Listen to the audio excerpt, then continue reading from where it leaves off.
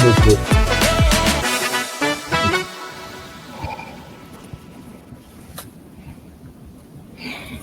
welcome everyone. My name is Paul Young, Mayor of the City of Memphis, and it is such an honor to be able to welcome you here virtually and with great Memphis pride to one of the most sacred places in American history, right here at the National Civil Rights Museum. Sitting here today, we're reminded that Memphis is not just a city with a powerful past, but it's a city that's committed to a purpose-driven future. It's a true privilege to join this group of distinguished leaders, icons in the movement for justice and opportunity. My friend, Mr. John Hope Bryant, founder and CEO, chairman of Operation Hope, Dr. Bernice A. King, CEO of the King Center, and the living legacy of Dr. Martin Luther King Jr. And Ambassador Andrew J. Young, chair of the Andrew J. Young Foundation, who's going to be guiding today's conversation. On behalf of the entire city of Memphis, I want to say thank you and I want to welcome you. Memphis has always been a place of profound transformation. It's where music redefined culture, where movement built momentum, and where innovation from industry to activism has shaped history. And today that spirit continues. The Dream Forward initiative by Operation Hope represents the next chapter of that story. It's a movement that's committed to expanding economic opportunity, financial empowerment, and hope in communities that have too often been left behind. We're proud to be a partner in this work because here in Memphis, we believe that legacy means responsibility. It means building on the courage of those that came before us and making sure that progress is more than just a promise. Memphis is also home to some of the most iconic and influential institutions in America. This is where FedEx revolutionized global logistics, where AutoZone was born and grew into a national leader, where St. Jude Children's Research Hospital gives hope to families around the world, where emerging technologies like XAI are taking shape in Southwest Memphis, and where the Memphis Grizzlies bring energy and unity to our entire region. We're the home of Sun Studio, Beale Street, Graceland, and Stax Museum of American Soul Music. We're known for our legendary barbecue, our historic neighborhoods and neighbors, and for being the cradle of so many of the country's most powerful cultural movements. We're a city with creativity in our soul and purpose in our hearts and our eyes on the future. We're also a city with residents who need this discussion, who are seeking more opportunities. So as you all engage in today's conversation, I invite you to think about Memphians, to feel the energy of Memphis, its soul, its struggle, the strength of our city. Memphis is wide open to dreamers, doers, and difference makers. And if you want to change the world, if you want to find some place to plant your dream, we want to tell you welcome home. So thank you, Dr. John Hope Bryant, for being here, and let's get this conversation started. Dr. Bryant, I got a promotion. I just upgraded you. Yeah. I'm honored to be here with you, Mayor. If it wasn't for you, I could never have been here because it had to be at your invitation. I think it's beautiful, by the way, that it's full circle, rainbows after storms. You cannot have a rainbow without a storm first. It's a scientific fact. You had these elected officials in the 50s and the 60s in this city who basically said, over my dead body, will you have justice and access and opportunity? And here we are with a black mayor, or a great mayor who happens to be black. I think it's a beautiful thing. And I want to thank, I'll be doing this throughout the program, but Charlemagne Nagad helped me with some initial thinking to get me focused on this business plan for America. Roland Martin irritated me, the heck out of me, to tell me to do this on April 4th. I said the most loving way possible. I thank him for that. And a lot of heroes and sheroes inspired this moment. But as I walked in the National Civil Rights Museum, which is where we are, you know it as a Lorraine Motel. My heart filled because it wasn't just black people in the hallways in the museum. It was every race of people. Right.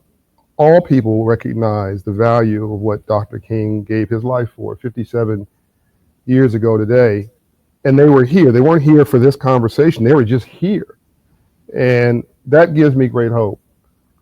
Ambassador Young, who I'm going to introduce in a moment, my mentor, our global spokesman, my personal hero, he would say coincidence is God's way of remaining anonymous. I came in from New York, and last night there was hurricane warnings in Memphis. When Dr. King and Andrew Young, Ralph Abernathy traveled here on April 3rd, 1968, there were hurricane warnings in Memphis. They were grounded in Atlanta, which is where I came from. There was a bomb threat on the plane. They had to search the whole plane, delayed it. But there were travel warnings about whether they could get here and whether the weather would prohibit him. But Dr. King was undeterred. And he got here, and the next morning the sun came out. The sun came out today. Yeah.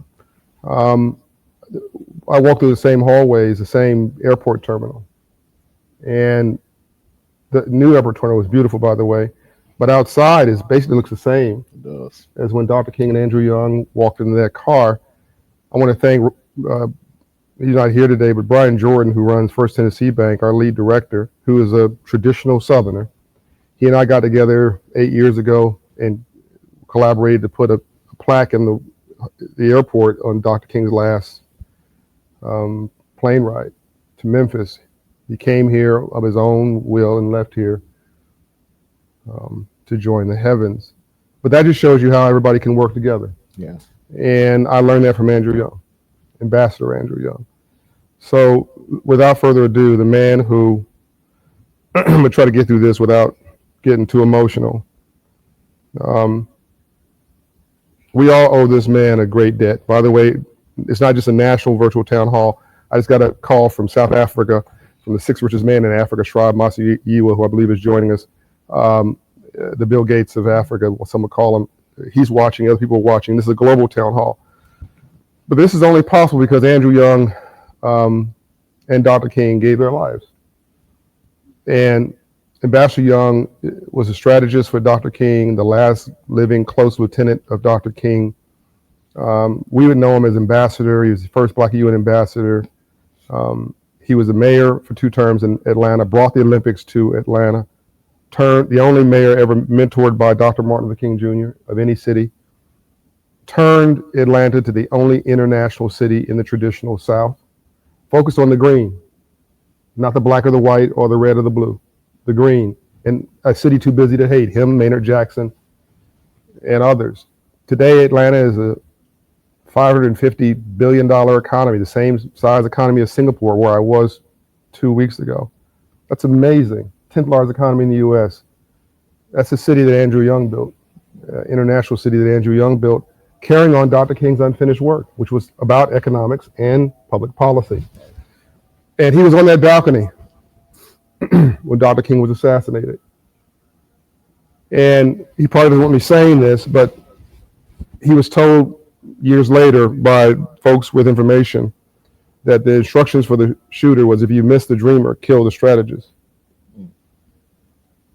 which is why he can't sleep and why he's given his whole life so that you might have one. So all of us, can we just say thank you to a living legend, the closest thing we've got to Nelson Mandela, Ambassador Andrew Young. Yes.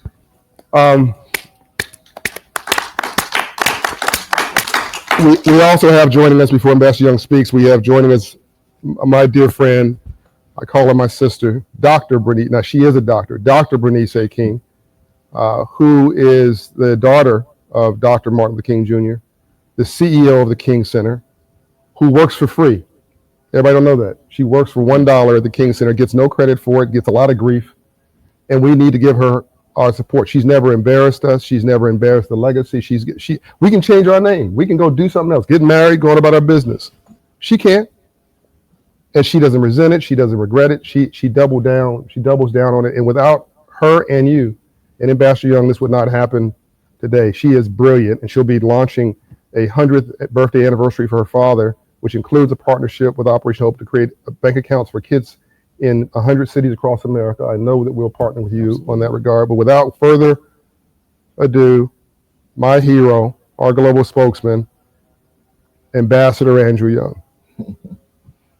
Thanks a lot, John. And let me be very quick, because I never think of this as a day of assassination. I think in this situation, it's almost as though the resurrection got along before the the assassination and crucifixion. And because I had been with Dr. King, I just came out of the courtroom to tell him that we had won the right to march. And he said, but you should check in with me. And I said, how can I check in with you? You know, there are no phones in a federal courtroom. And somebody said, oh, you're a little smart ass. And next thing I knew, somebody had thrown a pillow at me, and he picked the pillow up and he was pillow whipping me. And I'd never seen him act so full of fun and full of life. But his brother was there, a number of the ministers that he went to school with, and he was what we used to call freedom high. And someone knocked on the door and said, it's time for you all to get ready to go to dinner. And he said, let me get up and put on my shirts. And he went upstairs, and I went behind him, and I tried to tell him that he needed more than a shirt and coat, that he needed a top coat because it was a little chilly that evening. But while he was sitting there, raising his head to check on his view of the weather, the shot rang out.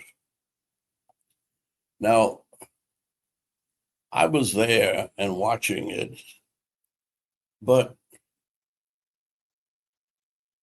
I also had enough education to realize that bullets in those kinds of circumstances travel faster than the speed of sound.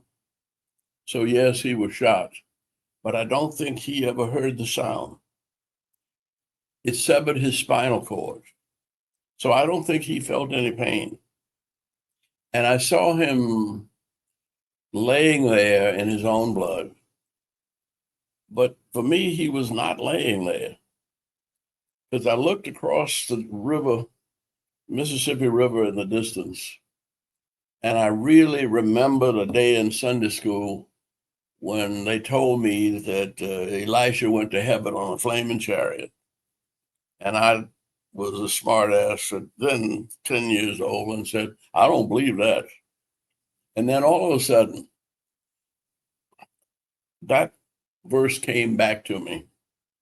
And I, to this day, feel that Martin Luther King never felt a pain. He never knew the agony of death, and that it was a quick transformation, a flaming chariot onto the future. And so everything I've done then and since then, and we had talked the night before he came to Memphis about taking the movement into politics. And I thought we were just talking.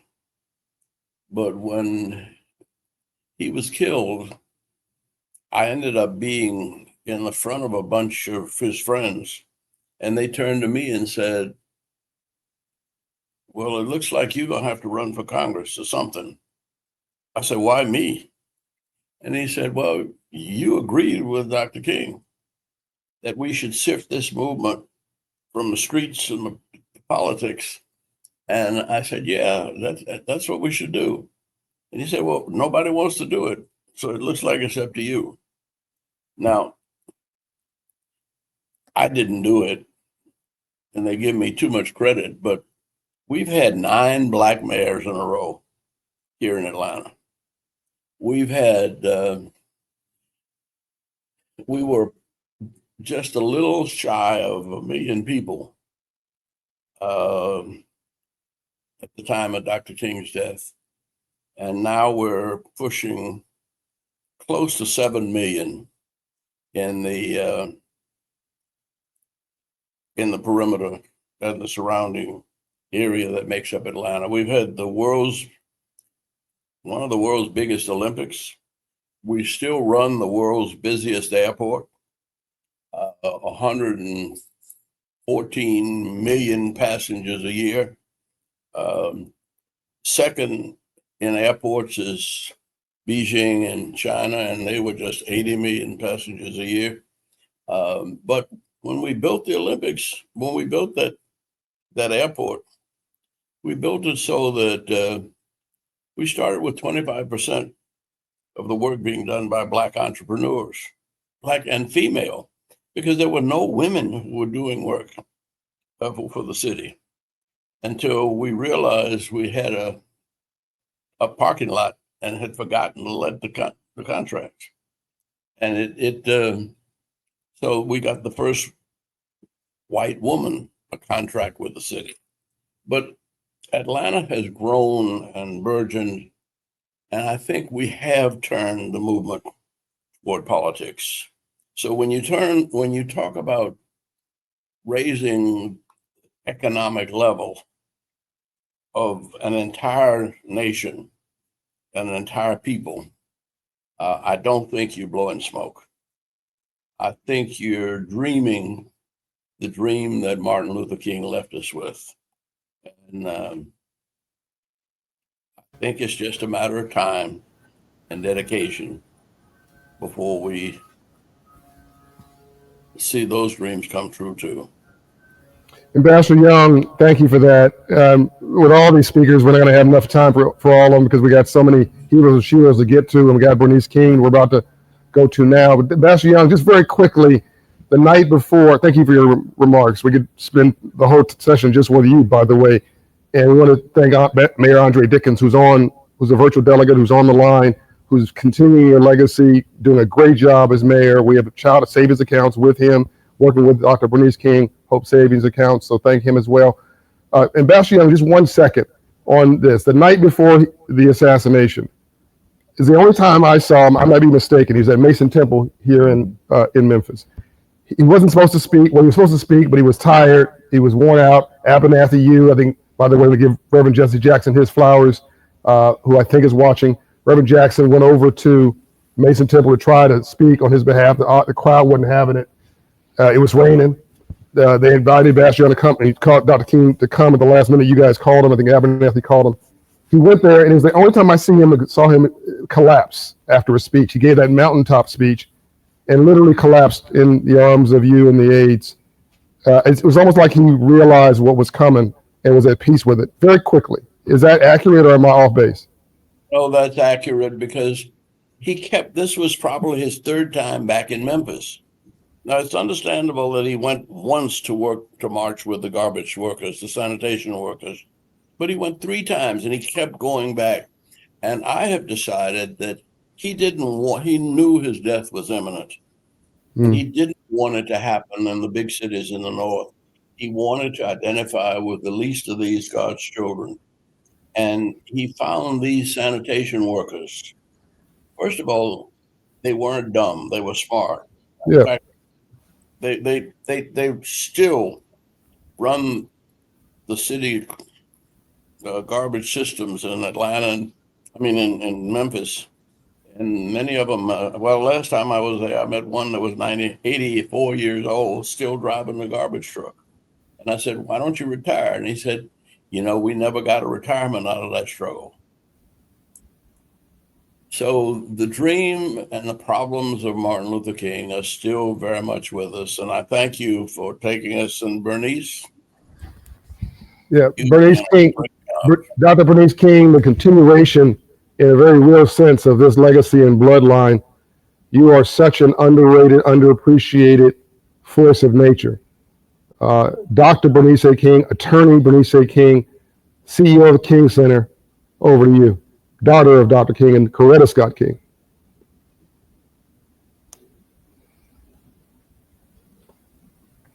Thank you so much, John. Can you hear me? We can. Okay. Thank you so much. I am honored to be co-convening this with you and Mayor Young and my Uncle Andy, Ambassador Andrew Young. Obviously, today, as always, is a very emotional day for me as the last born child of Reverend Dr. Martin Luther King Jr. But I'm grateful. I'm grateful for the progress we've made, and I'm concerned, as he said on that last night, that we have difficult days ahead. But I'm also hopeful because of what we're doing today. And I think about my mother, Mrs. Coretta Scott King, who really exemplified how to turn grief into a mission. And so today, as we unfortunately remember what happened, we also don't just focus on the man, we focus on the mission. And John, thank you for galvanizing us with the mayor and Ambassador Young, with the influence of Charlemagne the God and Roland Martin as he pushes so many of us. And so I'm joining you today from the King Center in Atlanta, which is the official living memorial to the life, work, and legacy of my father. We are doing the work of trying to help people to navigate through very difficult situations, personally and socially, through the philosophy and methodology of nonviolence. And I'm at the place, which is the final resting place of my parents, and we will be laying a wreath later on at 3:30 Eastern this afternoon. So the work of justice that my father began, as we have said, is unfinished, and the dream that he carried is now ours to move forward. Many of you know that my father spent his life seeking to eradicate what he called the triple evils of poverty, racism, and militarism. However, when most people think of my father, they focus on his work around racial justice, his leadership during the civil rights movement, his powerful words, and his unwavering commitment to dismantling segregation. But few recognize that he was just as fierce in his fight for economic justice and empowerment, that he believed that true freedom required not only equality under the law, but access to fair wages, jobs, and opportunities that could give people control over their financial destiny.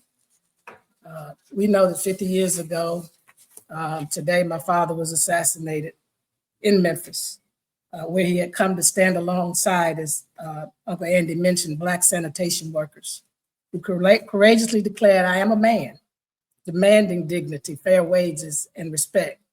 He stood with them because he understood that knew that labor rights, fair wages, and economic empowerment were not separate from civil rights. They were foundational to justice itself. He recognized that the struggle was not just about labor rights, it was about economic justice, the very foundation of a truly equal society. He declared in his words, the struggle for rights is at bottom a struggle for power, and that we must develop massive action programs to bring about economic reforms that will sustain equality. That's why the work that we're talking about today is so critical and important. He also understood that economic justice meant more than jobs, it meant true empowerment. As he wrote in Where Do We Go From Here, the book that was published shortly before he was assassinated, he warned us that the curse of poverty is not just that people lack money, but that they lack the capacity to control their destiny. That truth remains urgent today as inequality persists, as systems continue to deny opportunity to many based on race, gender, ability, income, and zip code. He also understood that economic justice was not a separate struggle from racial justice. He called them the inseparable twins, knowing that the promise of equality remains hollow when families cannot afford to eat, when laborers are exploited, and when prosperity is concentrated in the hands of a few, while many struggle to survive. And that the struggle for equality cannot be complete until every person, Black, white, brown, has the means to care for their families and participate in the fullness of society. In their final speech on April 3rd, 1968, the night before he was taken from us so early, he spoke of going up to the mountaintop and looking over and seeing that promised land.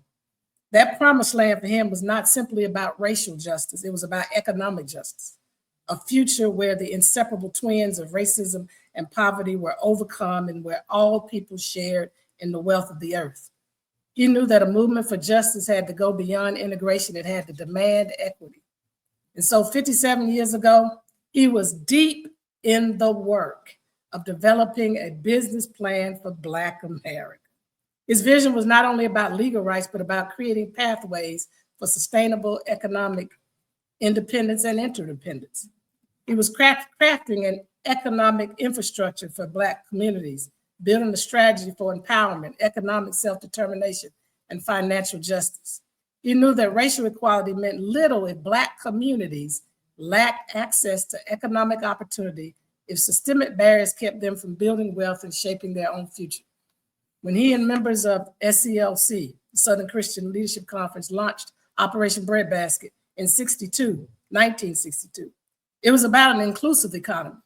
He saw the economic exclusion of Black Americans and poor communities as a direct contradiction of the ideals of justice.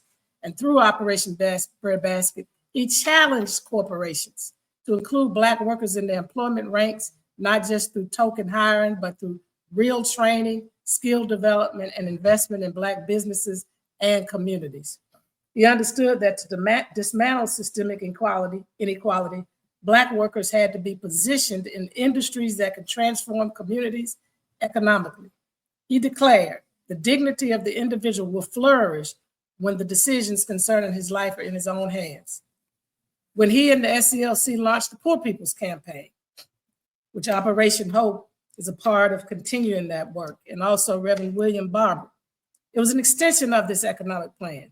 It was designed to bring national attention to the urgent need for economic restructuring, calling for better wages, more jobs, and policies that would ensure long-term financial security for poor communities across racial lines.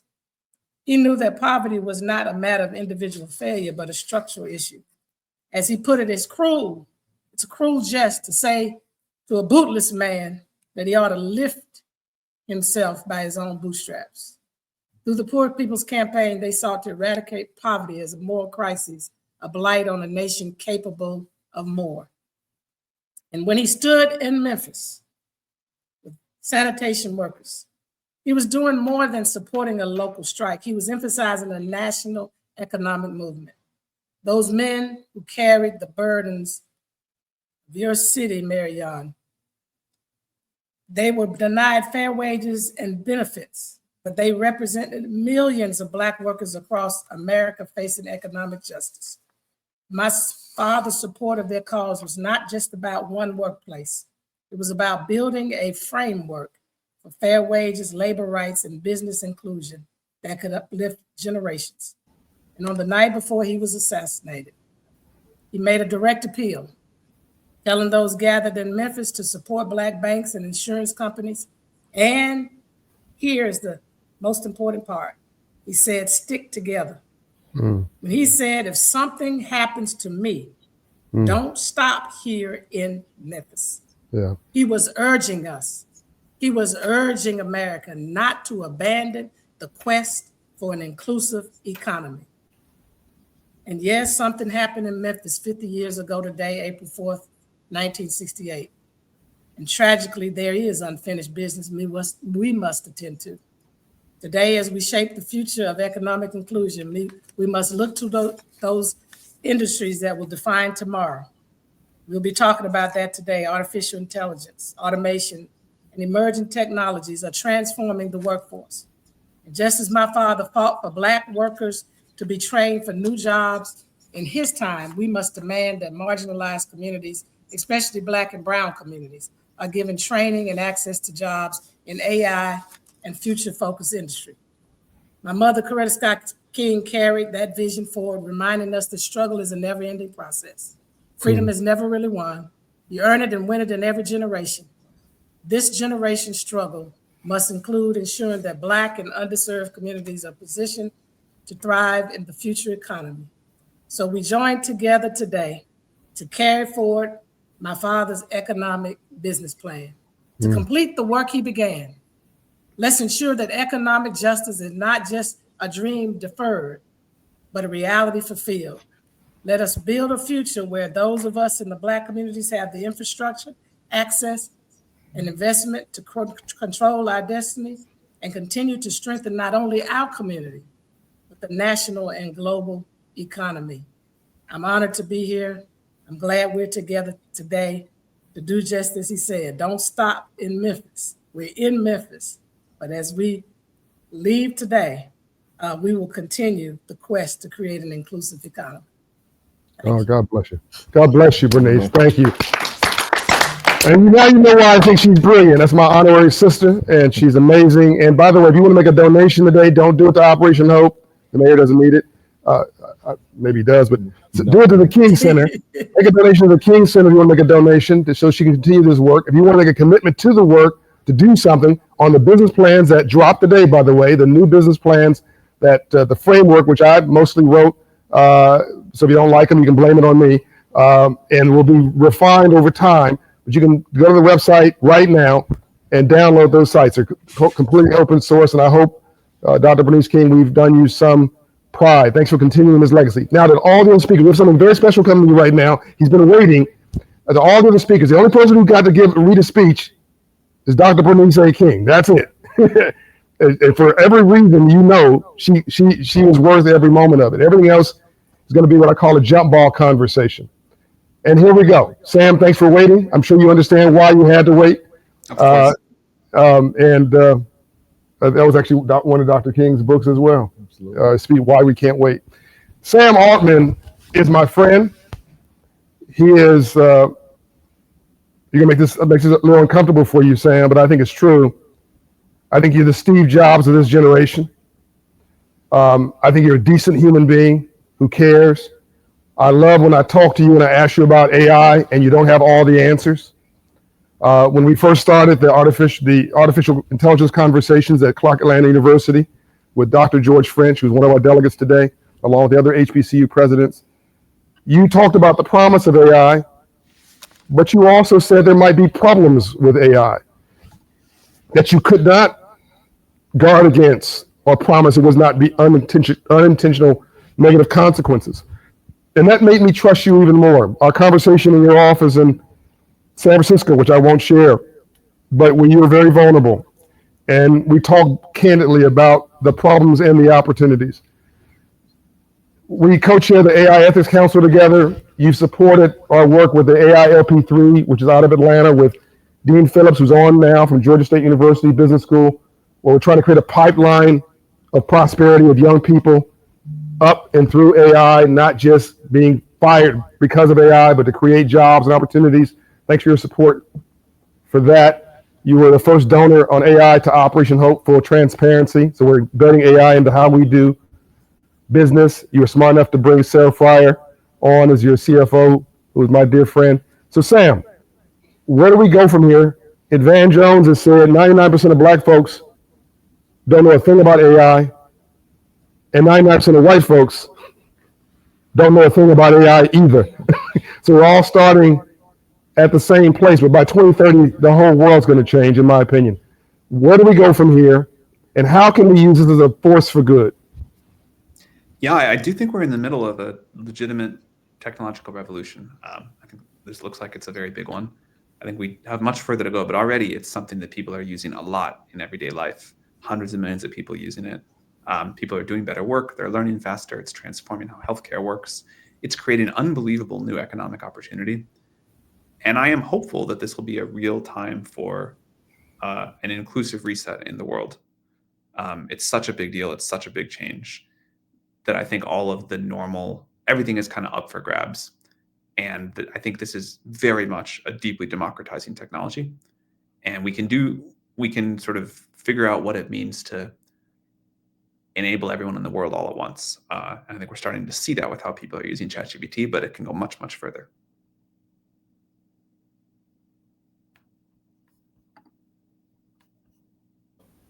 You're the CEO of OpenAI, which is arguably the leader in this space today. I have written this business plan for different groups, business plan for rural America, business plan for women, business plan for Latinos, Native Americans, a business plan for Black America. In the business plan for Black America that I wrote, and there's one for everybody, that just talk about the business plan for America, but the one on Black America, I've estimated with the help, by the way, of your technology, that there's about $1 trillion that's possible in increased wealth creation for Black America between now and 2053 if we embrace artificial intelligence. Now, there's some other buckets of activity, which I'll get into. I won't waste our time on that here. But just the bucket of AI, if we do nothing, Black America will have a net worth of 0 by 2053. If we do nothing with what we're doing right now. And then there's some, there's credit scores, there's home ownership, small business ownership, but one of the biggest groups of opportunity is artificial intelligence at $1 trillion. What does some of that opportunity look like in your opinion, Sam? This is, I'm a little biased because I spent so much of my life thinking about entrepreneurship, but what AI is doing for entrepreneurship is really quite amazing. I am hopeful that it means that people can start companies and do things that they never could before. We hear stories all the time from people using even ChatGPT in its current early form to run their entire business, to people to start companies that they just never thought they could before. People saying they have the leverage of a whole team of people before, and that kind of whatever they can think of, AI will increasingly be able to do. And I really care about entrepreneurship because I think it's the best way that we make the world better for everybody else. If we have more people with more ideas being able to bring those ideas to life and get them to market faster, cheaper, and better, I think that's a huge thing. There will be many other areas that AI is important for, what it will do for education, for healthcare. There's a lot of talk about these, but what it's going to do for entrepreneurship is something that I am personally very excited about, and I think it can make entrepreneurship more inclusive than it's ever been before. Hey, Sam, this is Memphis Mayor Paul Young, excited to be able to have a conversation with you today. Here in Memphis, there's a lot of talk about artificial intelligence and the infrastructure around it. What advice would you give to city leaders like myself that's mayor of a city where we have this infrastructure coming into the community? How can our people take advantage of this technology long term? And I mean job creation. What are the jobs that exist in the development of artificial intelligence that cities like Memphis can capitalize on? And Sam, after this answer the mayor's question, I know you've got to go. Thanks for squeezing it in. By the way, congratulations on your new member of the family. And after you answer this question, I'd like for you to think in the next month about writing a paper that we can put on the website that people can download that gives people more of your insight into the future of how underserved communities can embrace AI. But over to the mayor. Everybody. So I think the most important thing for people to do is to just embrace the tools. I think the biggest predictor of people that are going to be successful with AI, to contribute to it, to benefit from it, probably is just getting familiar with the tools. Yeah. I remember, when computer programming was becoming a big thing, the best advice was to learn to program. I think the best advice right now is to learn to use AI. If you do that, if you get familiar with the tools, you'll have a good sense for what the big opportunities are, how to benefit from it, also what the flaws with the technology are and where you can contribute to working on it.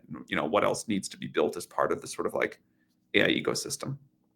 I think there is still fear of AI and confusion, but the more you use it, the more it goes away. And it's really easy to start using these tools, and they're becoming quite widely used. So by far, my number one piece of tactical advice is just, find ways to use the tools in your life.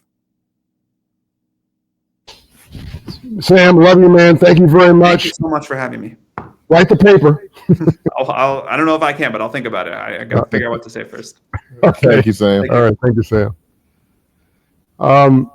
That was amazing. Sam is literally leading this new revolution of everything. I think AI is going to literally change everything. If I had to encourage you to focus on two things, it would be financial literacy as a civil rights issue of this generation. And by the way, thank you, the National Urban League. Mark Morial was on, president. Thank you, the NAACP, Derek. Thank you, Al Sharpton and Reverend Jesse Jackson's, all the heroes and sheroes who helped to get us here. We're standing on all of those shoulders. I know Reverend Jackson's watching. I just got a note from his son. But financial literacy, I think is the civil rights issue of this generation, and AI literacy. Those are two things that after you deal with your civil rights, you need to adopt your civil rights right now. And on that point, I get to join my friend Kevin Boucher. Are we going to Doug or going to the Sunda? All right, because I'm trying to be respectful here. I'm shutting up actually because I see the CEO of the $2 trillion company online, and I think we should want to hear from her. I'm going to shut up and let the moderator speak. Frank, you got to just tell me to be quiet. Hey, John, number one, it's a pleasure to be here with you. Mr. Mayor, it's a pleasure to be here with you as well. Thank you, everybody, for letting me be a part of this moment. We're going to get to our panel right now. It's titled A Moment of Truth, Assessing the Economic Landscape. We're going to talk about some of that economic uncertainty that's currently really impacting America. This panel of business and policy leaders, we're going to analyze today's economic climate and its specific impacts on underrepresented communities. We're also going to talk about the immediate realities, potential economic shifts, and maybe most importantly, John, the critical opportunities for economic advancement. So with no further ado, I'm going to introduce the members of this panel. We have Thasunda Brown Duckett, the president and CEO of TIAA, the Honorable Mick Mulvaney, co-chair of ACTM, also the former White House chief of staff, Joseph Otting, executive chair, president and CEO of Flagstar Financial, also the 31st U.S. comptroller of the currency, and Steve Steiner, chairman, president and CEO of Huntington Bank. Thank you all for being here. Mr. Steiner, I know you have to get going very shortly, so I'm just going to begin with you first. There's a lot to talk about, and obviously a lot of news about the economy and some big shifts. How does the current economic environment, how does it uniquely impact Americans in the bottom two quartiles or in middle income families and lower income families? Frank, I understand that Steve Steiner was having some technical difficulties. He may or may not be on. So. Oh, I apologize. Yeah. I thought he was going to be there. He's been texting me for some reason. He couldn't get on. Okay, well, we're going to hopefully involve him in the conversation, but Ms. Brown Duckett, we're going to come over to you. The same question, some of these big economic shifts, how do you see it impacting middle-income families and lower-income families? Yeah, thank you. And John, just thank you so much for the invitation on this historic day. It really means a lot, and it's such an important conversation as you think about the work that you and so many others have and continue to do. You're living with me, Thasunda. When I think about the question, I think what's on the minds of everyone, if there was one word, it would be uncertainty. And it's not just looking at it at the macro level, it's looking at what it means at the household level. And when you think about the lower two quartiles, you're talking about really tough trade-offs. You're talking about the inflationary pressures, you're talking about the concerns of tariffs, you're talking about job uncertainty, you're talking about the transformation that's happening around the marketplace. And I also think that the impossible trade-offs are where people are having to have conversations between gas, rent, food, and do I continue to invest? Do I stay invested? Can I afford to continue to contribute to my retirement? And so I think some of the biggest concerns that we have, particularly those in the lower two quartiles, is the lack of buffer. When you are navigating market volatility, higher income earners have a sound buffer to navigate through. I think what we have to be mindful of is how do we help everyday Americans ensure that the short-term trade-off does not lead to long-term impact that goes directly to your stat, John, when you think about the negative net worth. And so I do think we have to ensure that the decisions are well thought of. I think it's a very important time that we are educating and reaching out to people, re-examining their balance sheet so that they can navigate this environment, but also make sure that they can navigate it in a way that they're not compromising their future retirement or compromising their future ability to transfer, assets to their family. So it's a real issue. It's a real problem for everyday Americans, a lot of anxiousness. And I think it's the role of all of us to make sure we're doing everything that we can to help people stay the course and navigate some pretty difficult times for lower income workers. Well, thank you for that answer. Mick Mulvaney, I'm going to come over to you now. Same question. Yeah, I'm concerned. The tariffs bother me when it comes to the impact on the bottom two quartiles of the economy. Tariffs are a sales tax. You can argue whether or not they're going to be a dollar for dollar sales tax. If you add $1 of tariff, does it actually go to $1 of the price of a good? There's all sorts of arguments as to whether or not that's the case, but it's going to be an increase in some fashion. And sales taxes are regressive, and they hit the lower income quartiles more than they do the upper income quartiles. I mean, most people watching this show right now, this presentation, can make discretionary decisions about how to spend their money. The car, maybe they buy a new car, maybe they don't. If you're in the bottom 2/5 and your car breaks down, you don't have a choice. And you're going to have to pay the higher tariffs. You have to pay the higher tariffs for a new car, a used car, even the old parts for your old car. It's going to be a disproportionate impact on the lower 2/5. That being said, if I wanted to take the other side of the argument, I think that the president is desperately trying to rebuild the American middle class through American manufacturing, and that would dramatically help the bottom 2/5. So, he's sort of gambling here, and let's hope he's correct. But as I sit here and look at just the last 48 hours, my answer to this question was different 2 days ago. But just in the last 48 hours, I look at this with a great deal of concern over the impact on the folks at the bottom of the economic ladder. Joseph Auden, coming over to you. Same question. Obviously, you have a lot of exposure to people of a range of incomes operating a bank. Okay. Thank you very much, Frank. And John Bryant, good friend and leader in the Operation Hope team. Thanks for making this event possible. I know you did it under short conditions. It's really an honor to be here and celebrate the great contributions made to America by Dr. King. His principles of hope for all, economic justice, a nonviolent world, and freedom were really true 56 years ago, and they're just as evident and true today. I echo Mick's thoughts a little bit as I was preparing for my comments 3 days ago. They do take a slight turn, I think, today as well. And as we came into this week, I think there were clear aspects where, certain parts of the economy were starting to feel the stress of high inflation. Those are evidenced by, people's credit cards being high balances and past due mortgages, past due auto loans, and the impact that has, where, as Ms. Brown said, the ability for those homes to sit around the table and decide which bills they're going to pay and which ones they can pass on. And frequently that does not get resolved because there isn't a savings in those families and the buffer is not there. I do think, we're at a critical juncture here. And while the last 24 hours has driven down interest costs and has driven down energy prices, it'll take a vibrant economic environment where employment remains strong and people can self-select into new jobs for us to be able to kind of get out of this hole. So I do think this is a very pivotal time.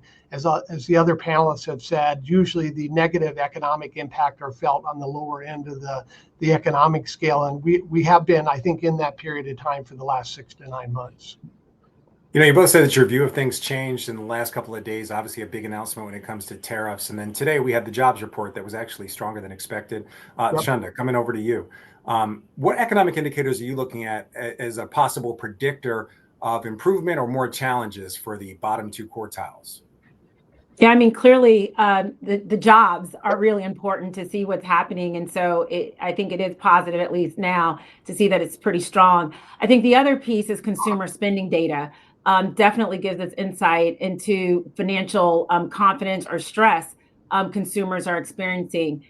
Delinquency rates are also, very important. I know John talks about the importance of a high credit score. And so the need to understand what's happening with delinquencies, I think can be an important watch item. So far, I'd say delinquency rates has risen a bit, particularly on credit cards, but they're still historically low. But I do think given the market uncertainty, it's a watch item.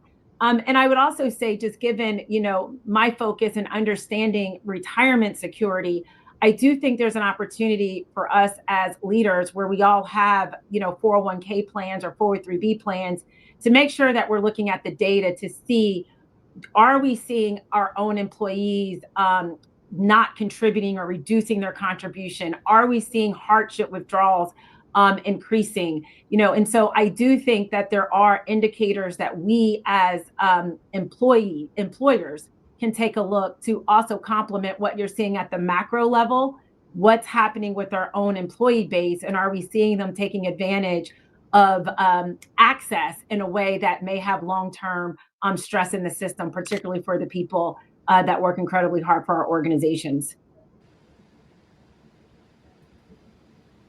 All right, sorry about that. I got some technical difficulties, got kicked out, but made it my way back in. Mick, coming over to you, former White House Chief of Staff. Certainly, there's a lot of economic indicators that any president looks at for signs of stress in the economy. What are you looking at going forward? Obviously, consumer spending data is key, retail sales data is key. Are there other additional indicators that you watch? Yeah, there's a couple ones that probably don't hit most people's radars. We follow them a little bit as a community, but we follow these fairly closely when I ran the Office of Management and Budget. One was the quit rate.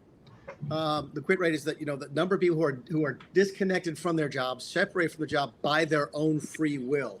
We loved to see that number going up, because what that spoke of was a confidence in the economy at the very basic level. And if you're looking for new business formation, the quit rate is something that we'd watch very closely. When it comes to unemployment, we didn't really, we pay attention to the unemployment rate. Everybody does, because it's sort of a top line number. But keep in mind, it's a quotient. It's the number of people looking for a job who don't have one. If you're not looking for a job, you don't count in the unemployment number. If none of the people on the screen here had a job, but none of us were looking for a job, the unemployment rate would be 0. So the number you really look at is that monthly number. Anything above 225 is usually a healthy number in our economy. If you start to see a couple of months below that, you can pay attention to the rate if you want to, but it's those numbers of jobs that are actually the hard number that we tracked a lot more closely at OMB. We also followed, believe it or not, we followed the SSDI claims, Social Security Disability Insurance claims. And if we saw those spike, oftentimes those are a substitute for folks who have run out of unemployment benefits. So those are the two maybe non-traditional numbers that we looked at that other folks don't look at, the quit rate and the SSDI claims rate. All right, so really interesting. So it's still tied to the job market. Joe, coming over to you. You mentioned credit card delinquencies a bit earlier. What data do you focus on? And is there something coming up, whether it's the Fed, commentary and the J. Powell press conference? Is there something coming up that's going to give you a sense of the strength of the economy right now, or that you look to? Yeah, I think the two prior panelists addressed the employment issue well, and I think Mick's comments are important. I think the other one in that bucket I would put is job openings. What does the job openings environment look like for people to go in either to new opportunities, and is that increasing or decreasing? And then to your question, Frank, we obviously continue to look very closely at interest rates and energy prices. We think those are big drivers, that have wide swaths in the economic environment. If people can either get into homes at, a 5% mortgage versus a 7%, that opens up a pretty significant path of people who could not afford a home at 7%, but they can at 5%. And if there's one kind of positive that's come out of this disruption, we've seen both in the 10 and the 5-year, which are frequent measures for home mortgage, that those rates have pulled back, anywhere from 50 to 80 basis points in the last week. So I think there's some optimism that those rates will be positively impacted into the mortgage marketplace. We're almost out of time, so you have time for one more question. We're going to go around one more time. To Sunday, I'm going to come back over to you. Maybe one of the most important questions when it comes to all this. Hey, Frank, hold on. Joseph, stop talking in Japanese. What's a basis point? People know what a basis point is. Joseph Otting, what's a basis point? Can you hear me? Joseph Otting? Joe, I don't know if you can hear John. He's talking to you directly. No, yeah. You're talking another language. He said basis points. We can't assume people understand these terms. By the way, there are thousands of people watching. It's being streamed by Roland Martin, streamed by Breakfast Club. I just got a note from the Connecticut Department of Corrections. They're streaming it. I love it. But please break this stuff down so everybody understands. What's a basis point, Joseph? Well, basis points is 100 basis points equals 1%. So Perfect. 10 basis points, that's 10/100ths of a percent. Yeah. By the way, Joseph runs a $100 billion bank and is making huge commitments to Community Reinvestment Act. He's a fabulous leader who I trust. And for those who don't know what TIA-CREF is, Thasunda Duckett is probably the most powerful woman in corporate, not just in corporate America, but in the world. Her platform is $2 trillion. Is that right? Depends on the market. It's over $1.4 trillion, but we got to see what's happening in the market. It's probably a little less right now. In regard, we're proud of you, and Mick Mulvaney is a fair dealer. He's a good man. We We don't agree on everything, but we agree on the most important things. We won't get into a debate about stuff we can't control today, but we even agreed on that about 2 weeks ago. Mick always tries to find the common ground, whenever we disagree without being disagreeable. Most of that's on CNBC. Thank you, Mick. And thank you, Frank. Oh, of course, of course. Do we have time for one more question, John, or do we have to wrap this up? Yeah, you're good. Okay, I'll stop talking. I think it's you and the mayor show. I think you talk as much as you want. One last question this Sunday. We're going to begin with you. What are the greatest economic opportunities emerging right now? Yeah, and I mean, it's in the plan, and John kicked it off. I do think that AI is just a tremendous opportunity, but it's not just AI itself, it's the entire ecosystem, around it. When you think about data centers, infrastructure, when you think about what it can fuel in terms of new job formations. And so that is something I think for all of us to get excited about. I also do think it's important to highlight that it will take public-private partnership to continue to drive long-term economic growth. And so I think as we think about things to be excited about, I'd say one, our economy long-term is resilient. And so though we have bumps, I think we play the long game. We still have innovation. We still have opportunities. Technology, I think, will be at the forefront of that growth, but policy will matter. And lastly, I would say, as I think through opportunities for economic growth that's emerging, that's a positive on the policy side, I do think public policy coming together around secure retirement. That is something that if we want to make sure that we can have healthy balance sheets for families, we have to make sure that people can have a secure retirement. And there's been some really good bipartisan policy to make it easier for everyday Americans to have access to workplace plans and making it easier for people to contribute. And so I do think what that can create allows people to not have to transfer that burden to their families, their children, in order to stimulate the economy. I think you have to have a strong retirement system in order to do that. But technology, I think, is underpinning real economic growth long term. All right, Mick, same question. Where are you seeing emerging opportunities in this current environment? I'm going to go very quickly, and I'm going to go the entire other end of the spectrum from what everybody else has said. I'm going to move as far away from AI as you can and get down to the micro trades. Jay Powell today got asked a question about the home building industry. There's a tremendous opportunity out there for folks in the bottom half of the economic ladder to lift themselves up through skilled trades. There's 5 trades. I'm a 3rd generation home builder. For every 5 tradesmen that retires this year, there'll be only 2 coming to take the place. It's a tremendous economic advantage. We need to figure out a way to still promote education and financial literacy for sure. But folks who work with their hands are going to be able to make a lot of money going forward to the next generation. And I think it's a tremendous opportunity that's being overlooked at the bottom half of the economic scale. All right, Joe, you're up. We're not going to ask you to do any more definitions, but where are you seeing emerging opportunities? There's going to be a test afterwards, Joseph. I think Mick and Ms. Brown's comments were right on. But the one thing that I would add, which I think really makes a difference, is I'm a big believer of bringing underrepresented people into the work environment and giving them exposure. And whether that's summer events or holiday events where they get exposure to what a company looks like, what's the environment like, what's legal, what's HR, what's technology, and giving those people an opportunity to see a world that they're not exposed to. It's fundamental, but it changes people's dreams and aspirations. And while all the other stuff is important, I think frequently it starts at the individual level. All right, we're going to have to leave the conversation there. Thank you both, or all 3 of you, I should say, for your time and for your insight. Thasunda Brown Duckett, President and CEO of TIAA. The Honorable Mick Mulvaney, co-chair of Active and former White House Chief of Staff, and Joseph Otting, Executive Chair, President, and CEO of Flagstar Financial, also the 31st U.S. Comptroller of the Currency. Thank you again. John, coming back over to you. Frank, thank you. And really, you think about that group of panelists, Mr. Mayor. Yeah. You had government, which is government receipts, taxes coming in because based on the growing economy. You had banking, financing that, and you had Thasunda Duckett, you have TIAA Craft managing investment portfolios.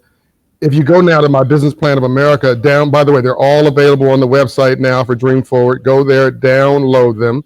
They're free. They're completely as I wrote them.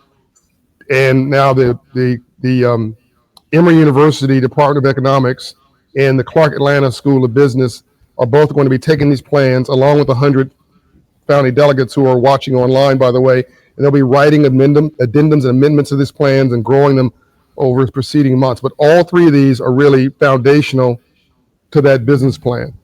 I'm now honored to, Mr. Mayor, to bring on somebody I really admire and respect. I actually call him my brother from another mother oftentimes, a man who grew up in, not just in Walmart, but I believe he was a box boy or something. I think he was like literally putting boxes on shelves. He'll have to tell me that, whether it's accurate. But you would know him as the chief executive officer of the #1 Fortune 500 company in America.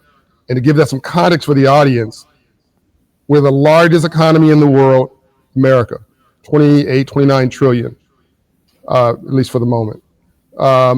We're the sole superpower in the world for the moment. We got to try to make sure that this party keeps going. Obviously, that's what this meeting is about. It's going to take all of God's children to do that. And that means the companies in America are arguably the biggest in the world. And the #1 Fortune 500 company, which is the biggest companies, is Walmart, #1. And the chief executive officer of Walmart is Doug McMillon, who joins us today, who's co-chair with me on financial literacy for all. Doug, thank you for being with us. Hi, John. Hi, Mary Young. Thanks for the invitation. Hello. Is it accurate that that you started pretty humbly, by the way, at Walmart? Yeah, I started in a warehouse unloading trailers when I was a teenager, like a lot of us around here did. Start at the beginning. Is it also true, and I want all the audiences to hear this, I'm pretty sure I'm accurate on this, but you're going to correct me. Is it also true you're the largest employer for African Americans by far in the United States of America? It is true. In the U.S., we employ about 1.6 million people, and approximately 20% of those are Black or African American. And is it true you pay them a living wage? It is true that you can build a career at Walmart and have a great opportunity. The living wage definition depends on how many people are in your household and whether you're married or not and all that kind of stuff. But what we've been doing, John, I think, as you know, is putting together a series of steps to basically create a ladder of opportunity, raising wages for hourly associates, cash bonus, 401k. We've now got 1.1 million people participating in our 401k plan, which has got a company match, 475,000 people participating in our stock purchase plan. 81% of those are hourly. So paying now for college education, we pay for tuition and certificates so people can get the skills they need. Basically, just like the opportunity I was given, get in the company, get started, work hard, do a good job, and you can become a market manager and make $600,000 a year, or a store manager and make $500,000. Whoa, back up, slow that down. That went too fast. Wait, slow that down. One more time, so folks in the back of the room can hear it. Did you just say that a manager can make over $500,000 a year? I did. Our Walmart U.S. store managers now have that opportunity to earn a living, and half of them last year, John, made $100,000 as a cash bonus on top of that. You can be a truck driver in your first year, make $100,000 at Walmart. I saw somewhere, and I don't know this is accurate. You have to correct me, Doug. We didn't talk about this. I saw somewhere, Mr. Mayor, that it is possible that you could run, I don't know if it was a mega store or a region, and in the next few years, you might make as much as $1 million a year. Did I read that wrong? Yeah, it depends on which location you're in and what your cash bonus is. But yeah, there's a structure that enables you to do really well at store manager level. So it's over $500,000 a year for sure. And bonuses, and you're paying for the education, the college education for some of your associates? We are. We pay for tuition, books, and everything. And we've already got tens of thousands of people that have graduated through what we call Live Better You.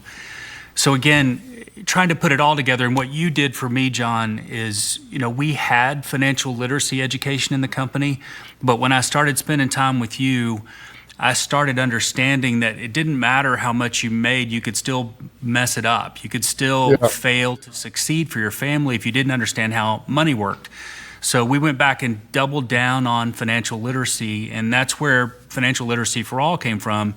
You and I were talking about how pretty much every company has some sort of educational program for financial literacy, but maybe the CEOs weren't as focused on that as they could be, and maybe they could make the program a little bit better. And by doing that, they could help people succeed.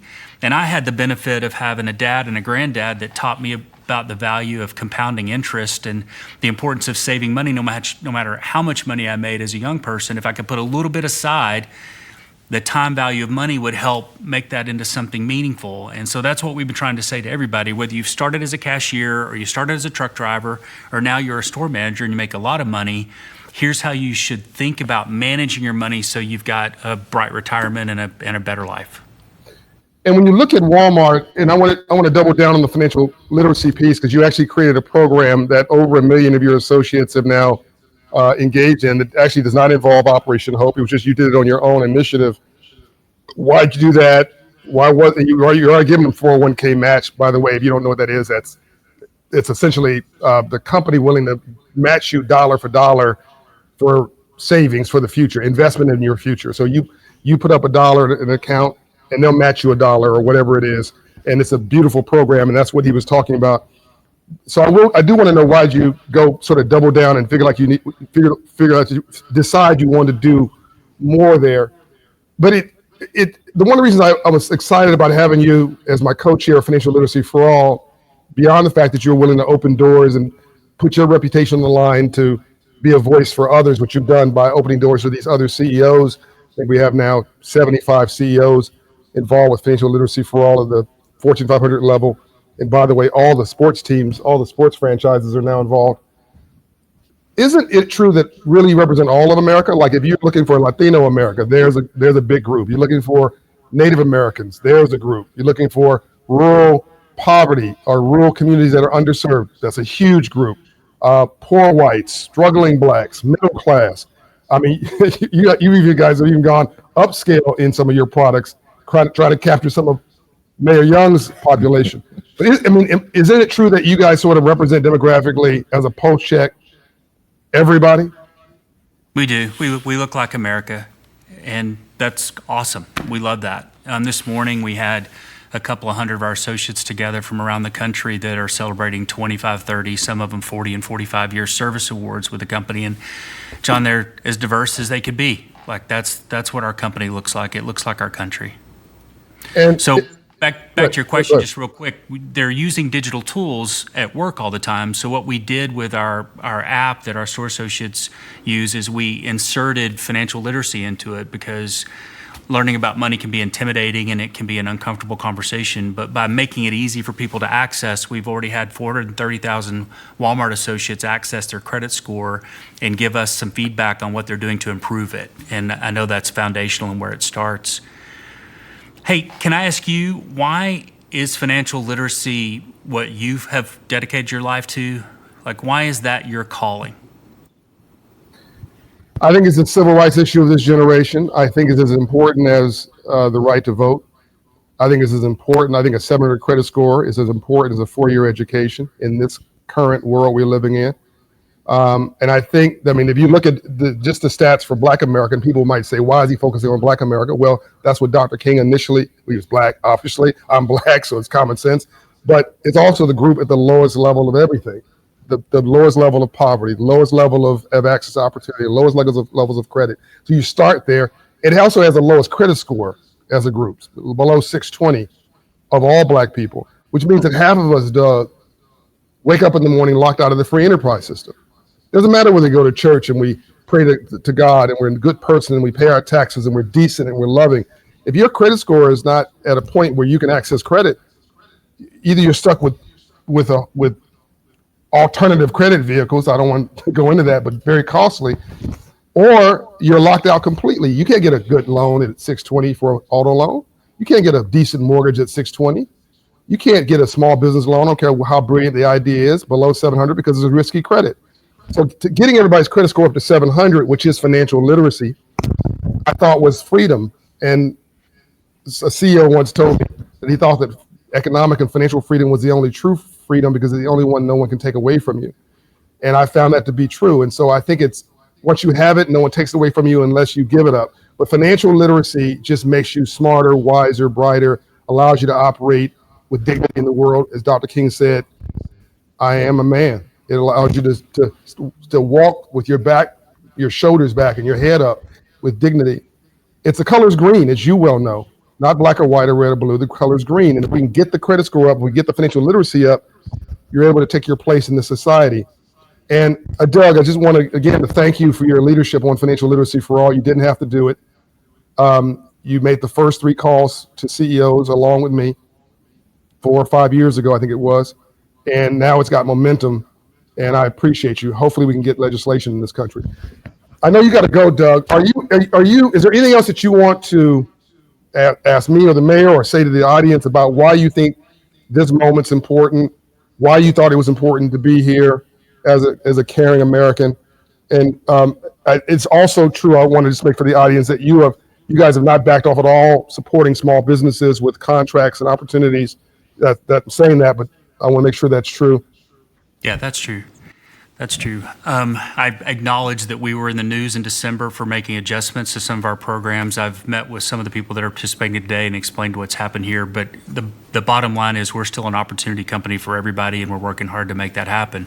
The reason I care about this is because I believe that our country will only thrive if families feel like that the future for their children can be better than the future they've had, and not enough people believe that today. And part of the reason they don't believe that is because they don't understand how money works and they don't feel like there is true opportunity. So awareness related to financial literacy is foundational in my mind. Successful families make successful communities make a successful country. I'm holding these green socks, John, as you know, because we've got on April 30th Green Sock Day, where Operation Hope and Walmart and hopefully a bunch of other people are going to try to raise awareness for financial literacy. I'm going to go spend time in a local school here talking about how money works. I know you're going to be out there too. Yep. These are $4.97 on Walmart.com if anybody needs a pair of green socks. That is the quintessential retailer there. My man's always selling something. I love it. By the way, yes, April 30th, Green Socks Day. Again, I love the colors. The colors green, whether it's the environment or economics, it's something we all can get with.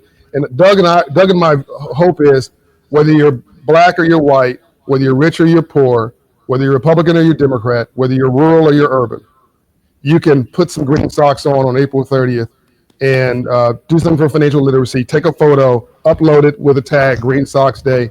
And by the way, NASDAQ's going to feature the top post on their big board and invite the top 10 submissions to ring the bell at the NASDAQ on their closing bell in May.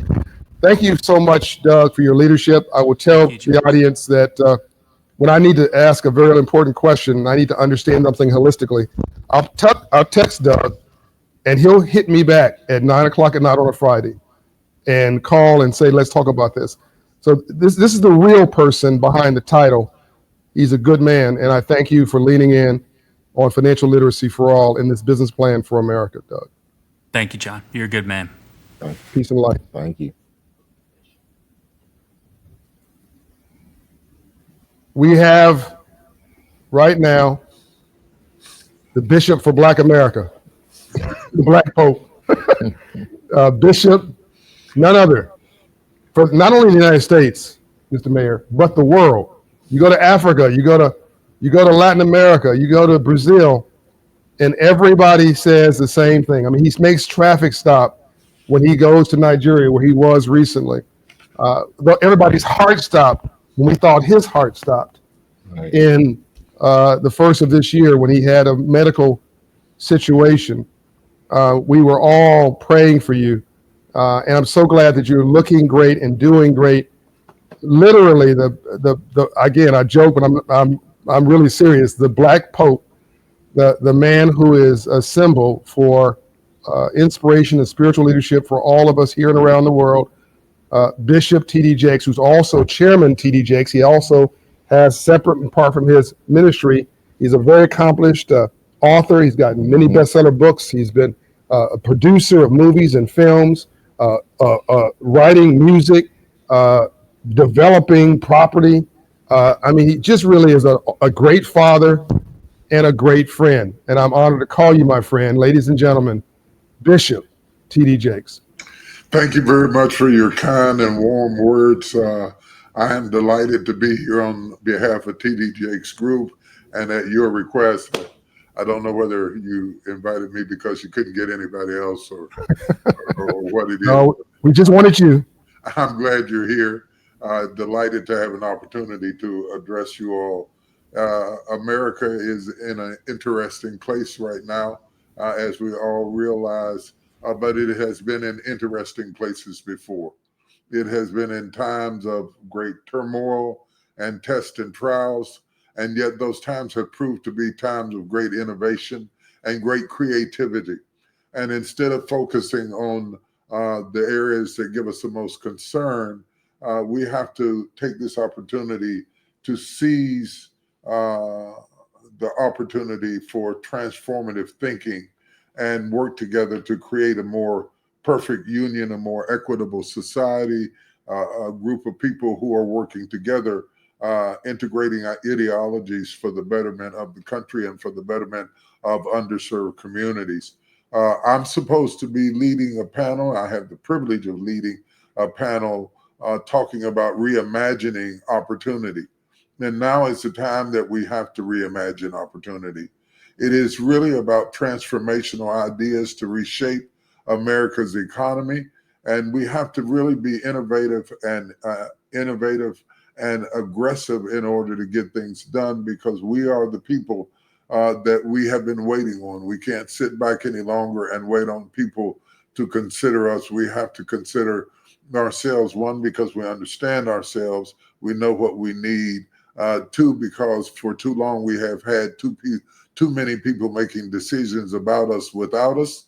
And so this is a great format, and I welcome all of you that are watching around the country and perhaps even around the world as we tackle such complex subjects. Those subjects are for us, to us, and about us. And the us is not just you and me and people who look like me, but we affect the rest of the world as well, because we are a part of one human race that we have to understand until other people understand it as well. So I'm delighted to have this opportunity. Bishop, thank you for that. Thank you for your, not only your blessings, but your wisdom and your counsel that you have given me over the last few weeks as we were designing this program. Your counsel at midnight, often when you had a long day and the last person you want to talk to was me. You go, oh my God, here's John Bryan again. Thanks for answering the phone. Thanks for having grace and giving me wisdom. So in part today is because of you.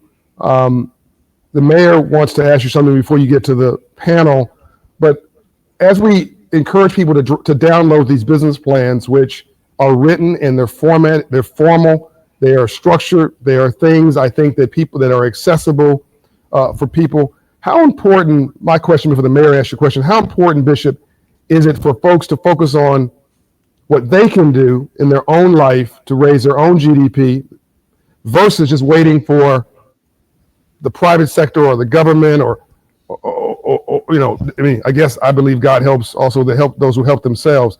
How important is it for you to have a business plan for your own personal life and not just wait for somebody else to give you hope for your life? Well, thank you for the questions from our illustrious mayor. Great to see you. Great to have this opportunity to converse with you, and looking forward to your contributions and thoughts as we continue to dialogue on this issue. I think it starts in the home, not in the school, not in chats, not even in conferences, but it starts in the home, where we begin to broach subjects that we don't normally talk about around the kitchen table. In fact, we don't gather around the table anymore. But that's a tragedy, because the first infusion of understanding the significance of money came when I was about 8 years old, and my mother gave me a passbook savings account to Canal Valley Bank in West Virginia as a Christmas gift. All the other kids, they got the cool toys. They were riding around in bicycles and stuff like that. But my mother gave me a passbook and put $50 in it and started me to saving and thinking differently about money. Mindsets control assets, and we can't start too early. That's why even in our own Good Soil Forum, we include an element called Lemonade Day that is focused on teaching young people how to be entrepreneurs. I think every individual has to take some responsibility for their outcome and not just be controlled by their salary. It's really up to your own entrepreneurial creativity. That's why we're emphasizing a Good Soil entrepreneurship, because it stops us from being at the mercy of layoffs, cutoffs, setbacks, left behind, underpaid, undersupported, seldom recognized. You can tell me how much you're going to pay me, but you can't tell me how much I'm going to make, because I have creativity and talent. And if I have strategy against that creativity and talent, it equals success. And success means different things for different people. But to begin to think differently, your mindsets often affect your assets. And I think it's very, very important that we do not limit our mindset to just a job. That subsidize the job while we fight for equal pay and equal rights and the right to vote and all those other important things that need to be fought for. We still have to eat, and we still have to buy property, and we still have to have passive and aggressive streams of income. We have to begin to talk to our people about ownership and stewardship and recognizing our responsibility to take hold of our own destiny and grip it tightly and not be at the mercy of the whims of the times or the administrations that come and go. They will always come and go, some leaning toward, some leaning away from us, but we have to lean in and hear the conversations that we're about to have. The mayor has been a good illustration of that. I know how committed he is to the underserved and making sure that their needs are met. And we need to have those kinds of role models, not just mentors, but role models that we can see that climbed up the ladder and started on the same rung that we did. Because often those who had a push higher than us can advise us, but that advice does not take into consideration that you had a shovel when I had a spoon. We need people digging who dug themselves out from a spoon and came to the place that they were able to do what they're going to do. So thank you for that question. I see my panel coming in, and I think I better go to work so we can stay on schedule a little bit. I've got enough brain power on here to blow up the planet, and I'm grateful to have each and every one of them. I want to introduce them formally. We've got the Honorable Andre Dickens, who is the mayor of the city of Atlanta, maybe the president of the city of Atlanta. I don't know. We need to get another title for him, but we're grateful to have him.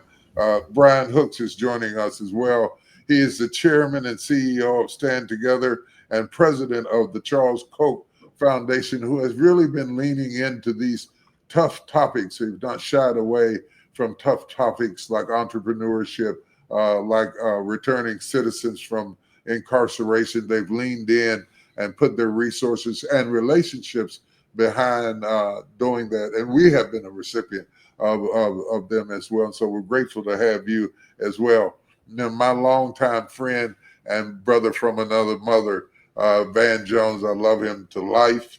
And he is the founder of Dream Machine Innovation Lab. I'm glad to have all of you, and I want all of you to welcome them as we come together in a collective synergy of intellectualism to the intent that we might be able to discuss and create innovative ideas and have a discussion that might stir something inside of you that causes you to be your best self and your better angels to come forward so that you can get things done. So let's jump right into this and see where we go. How can we leverage innovation to expand opportunities and communities historically excluded from wealth creation? And I'm going to start out with Brian. And Brian, if you give a whack at that, we're living in the most innovative time.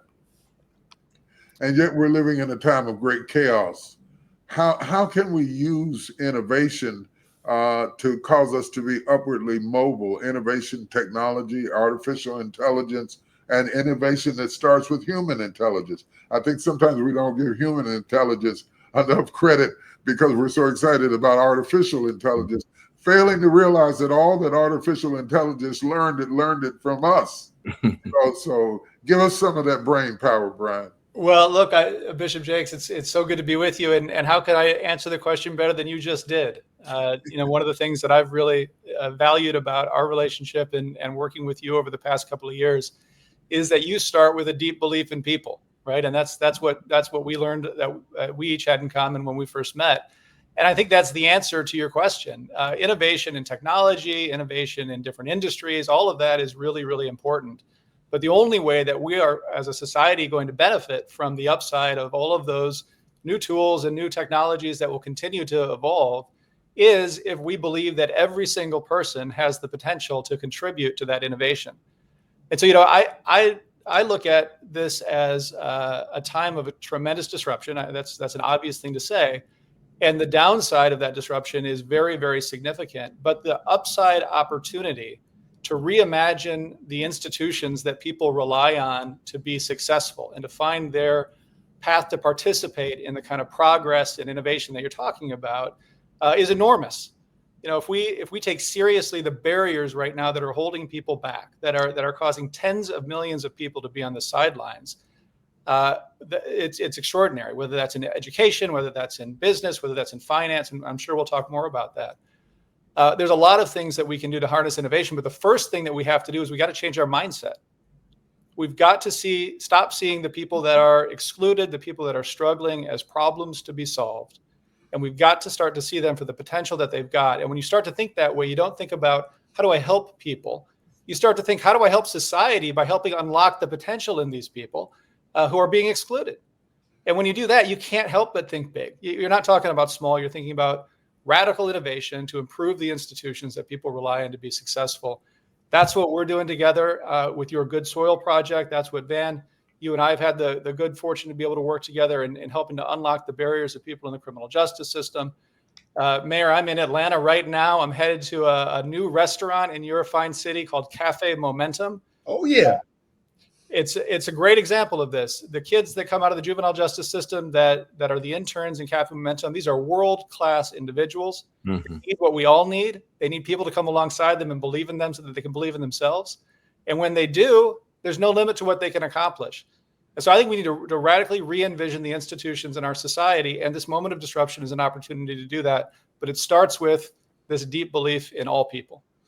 Thank you for that. And what a great statement, and well stated and well said. It is so true that we need to stop seeing people as problems, underserved communities as problems, but see them as growth opportunities.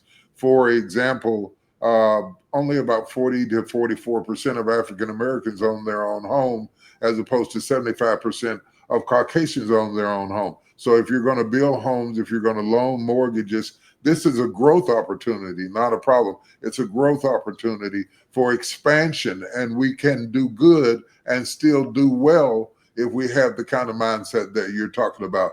Mayor Dickens, would you jump in on this and just kind of share some of your innovative thoughts for society as we move forward? Yes, absolutely. Thank you, Bishop Jakes. Thank you for your leadership. Thank you for your partnership around the city of Atlanta, and good to see you, Brian, and also Van and Mayor Young, as well as brother Hope Bryant, John Hope Bryant. It's good to see you all. Thank you for having me on here. Listen, innovation is critical. We have to leverage innovation for all of our communities. We got to make sure that we have cities and communities that provide opportunities for all. The future is inevitable. It's coming.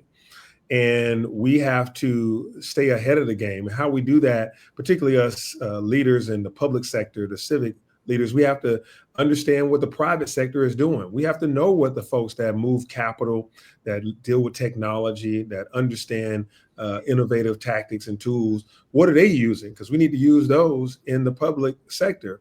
I am an engineer. And so when I, go out, I'm thinking about things strategically and utilizing innovation. As mayor, I created the Mayor's Office of Innovation and Technology so that we can go out there and leverage what is in the private sector, whether that's investing in technology companies and startups, whether that's utilizing innovation in our housing development models. We're building housing more innovative through innovative means. We're using shipping containers. We're taking modular construction. We're utilizing rapid housing development capabilities to be able to provide housing for, whether it's homeless individuals or low-cost housing. We're doing all of that by, a lot of times we're utilizing public-private partnerships. That's something that, government traditional RFP processes can be effective, but also there's a way to use innovation to help get projects done better, faster, cheaper, and with more innovation, because the private sector has a competitive edge and a desire to stay, cost efficient, and also to do things in a more creative, unique way. And so business helps drive the ideology behind some of the government work that we're doing. Brian just mentioned Cafe Momentum, which is a very good way to help people get a second chance. It is a whole restaurant with staff that are trained and that are working, that have a record. Right now, I'm drinking Water Boys in the Hood water. We're known for our water boys, guys that stand on the corner, and we helped them create a business. We took them off the corner and said, you can be real entrepreneurs. You don't have to stand out here in the heat and you're only making a little bit, you're dodging traffic. Why don't we get you a product that can go inside of restaurants and stores and teach you a skill so that you can go out here and you can one day own a big water company. All right. And so we're taking, kids and folks that have desire and helping to innovate. And we're doing that through some community development entities, CDEs, in our Invest Atlanta. You can look it up, investatlanta.com, and CDFIs, which have been threatened by this public administration, federal administration, but community development financial institutions are important ways for us to be able to develop in our communities in areas that need it the most. And so being innovative is a way for us to really help with wealth creation and community stabilization. Thank you for all the work that you have done and are doing to make us have a better society. I think sometimes we get so strung up on federal government, and it's very important, but we don't give enough attention to local government, which deals with those bread and butter issues that hit the tables of everyday Americans. And being a trailblazer in that way is very inspirational. Excited about the opportunities to work with you, and we're working through some things, trying to be able to do that more efficiently and more effectively. We're excited to do that and really, really glad. I can't leave Van out of this conversation or he'll text me and fuss at me about it. So Van, what do you say in terms of innovation? And I just saw Strive Messiah will come on. My dear friend Strive Messiah, who has done so many things with EcoNet and other entities that he runs all the way from Zimbabwe, where he grew up, to being a global leader and a billionaire and an influencer. And as much money as he's made, he's got that much brilliancy. Welcome, Strive. I'm glad they put you on with me. Makes me somebody. Van, talk to me a little bit, and then if I turn Strive loose on this AI stuff, we're going to be on fire. Come on, Van. Well, look, I'm almost embarrassed to talk now that we have Strive on here, but I'll do a little alley-oop before he talks. I mean, one of the reasons that John Hope Bryant, my great friend and leader, wanted to do this today is because it is the anniversary of Dr. King's assassination, April the 4th, 1968, 57 years ago. And I think people misunderstand Dr. King. They think Dr. King was somebody who was trying to make history. Dr. King was never trying to make history. History in the past. He was trying to make tomorrow better. Dr. King was a radical Afrofuturist who had a vision of a Black future, an American future. That's what a dream is. It's about it's a future state. And he on the March on Washington freestyled, as a 33-year-old kid, freestyled a radical vision of Black folk and white folk getting along and children playing together. That could have been Star Trek or Star Wars. It was so beyond what we were living with every day. And that is his great contribution, is he gave us a future. And so we spent a lot of time on Black history. At this point, I would trade in about 10 Black History months for one Black Future weekend. where are we going? What is tomorrow going to be? And so I'm very proud to have joined forces about a year and a half ago with will.i.am. We launched a campaign called Make Wakanda Real. Make Wakanda Real. Why? Because Wakanda in the Marvel superhero universe is an African nation that uses technology better than anyone else. They use vibranium, which are the minerals of that place. Frankly, Africa has real vibranium when it comes to cobalt and everything else that Elon Musk and these people need to run their gadgets. And they also honor their ancestors. They're also very spiritual, and they use technology in a heroic way. And so we try to put that forward as a vision because, as was mentioned, we do have AI now. But what does that mean?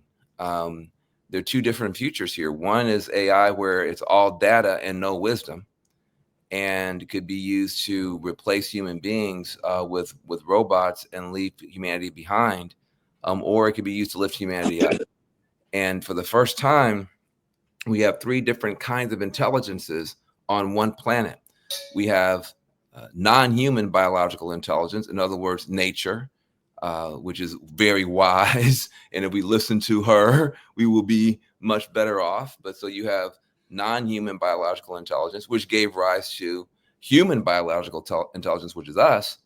And now we've given rise to non-human, non-biological intelligence, in other words, AI. So you have three different kinds of intelligence that have to share one planet and possibly soon the moon and Mars. How are we going to make sure that the least of these, the people that Jesus referred to as the least of these, the addicted, the convicted, the afflicted, the evicted, the poorly depicted, how did the least of these prosper in a world where nature may be moving in a hostile direction when it comes to climate change? Humans haven't been kind to each other, and now we have AI. And so that requires vision. That requires a future state that we can all aim ourselves toward. And I think that Atlanta in particular, Mr. Mayor, has a chance to be that Wakanda, has a chance to take some of the entrepreneurs and give them these new tools of generative AI, agentic AI, point our young people toward biotech, toward quantum, toward private space flights, toward cryptocurrency, toward blockchain. There are new exponential technologies that are coming on. And the great danger for Black folks is that we can be so threat sensitive that we forget to be opportunity sensitive. We can be so concerned about the bad things that are coming. And Dr. King talked about equal protection from bad stuff. But he also talked about equal opportunity, equal access to the good stuff. And there's good stuff coming. And there are people who are broke right now who are going to be billionaires tomorrow. People who are billionaires right now are going to be broke tomorrow because of these new technologies. And the last thing I'll say is when will.i.am and I pushed this campaign, Make Wakanda Real, we faced real skepticism from people who were saying, well, 99% of Black folk, Van Jones, don't know anything about AI. And I said, you're correct. 99% of Black folk don't know anything about AI. And 99% of white folk don't either, because it's brand new. This is called equality. It's the only equality I've ever seen. We are all equally ignorant about all this new stuff. The future is not written, and we have the opportunity to write it together if we'll pick up these tools and use them. And nobody's done that more or better than Strive. So I will now be quiet. Well, thank you for that brilliant dissertation, as it were, as we begin to understand that Dr. King is most noted for the I Have a Dream speech, but he made many other speeches dealing with economic empowerment, and he was really leading a poor people's march toward the end of his life to eradicate poverty, because if you eradicate poverty, you eradicate crime. Yes. You build better homes, you build stronger children, you build a better society. And I'm not saying that economics is the only part of it, but I am saying that when I've never been mugged by anybody who had to go to work in the morning. So understanding that a good job and a good opportunity makes a safer place for all people to live, and it's just better for a more equitable society. Now, Brother Strive, I do not know how to get to Wakanda. I've been all over Africa, but I have not been to Wakanda. But if Atlanta's going to be the new Wakanda, I'm going to pack up my stuff as soon as I finish doing the work I'm doing here in Dallas. What do you say about technology And to be honest, I have been a recipient of the benefits of technology. It has many perils, but I would not be sitting here right now if it were not for technology and medicine that proved that I have no bandages, I have no cracked ribs. I had a massive heart attack. They went in through my wrist and did a complete surgery on me, and I went home with a Band-Aid on my arm because of technology. So there are some amazing things that are being done with technology. I wish and pray and hope that our laws would catch up with our innovation so that we can stop evildoers from participating in that. And one of the things that we're doing, Strive, with Good Soil Forum is bringing entrepreneurs in, not only exposing them to access to capital. We're able to give what was through the last two we've done. We've given $500 million away each year to startup companies and businesses who are trying to scale and grow their businesses. And technology plays a part in it because technology doesn't get sick. It doesn't have to take off from work. It will work the late shift and the day shift and the morning shift and all of that. And for startup companies and even mid-sized companies, it can be a great asset. I realize that takes away some jobs, but it doesn't take away jobs if the people are qualified to run the technology. They have opportunities. And to those that are not qualified, we have to offer them some alternatives. Every doctor needs a plumber. You still need somebody that can get in there and wire that house for you.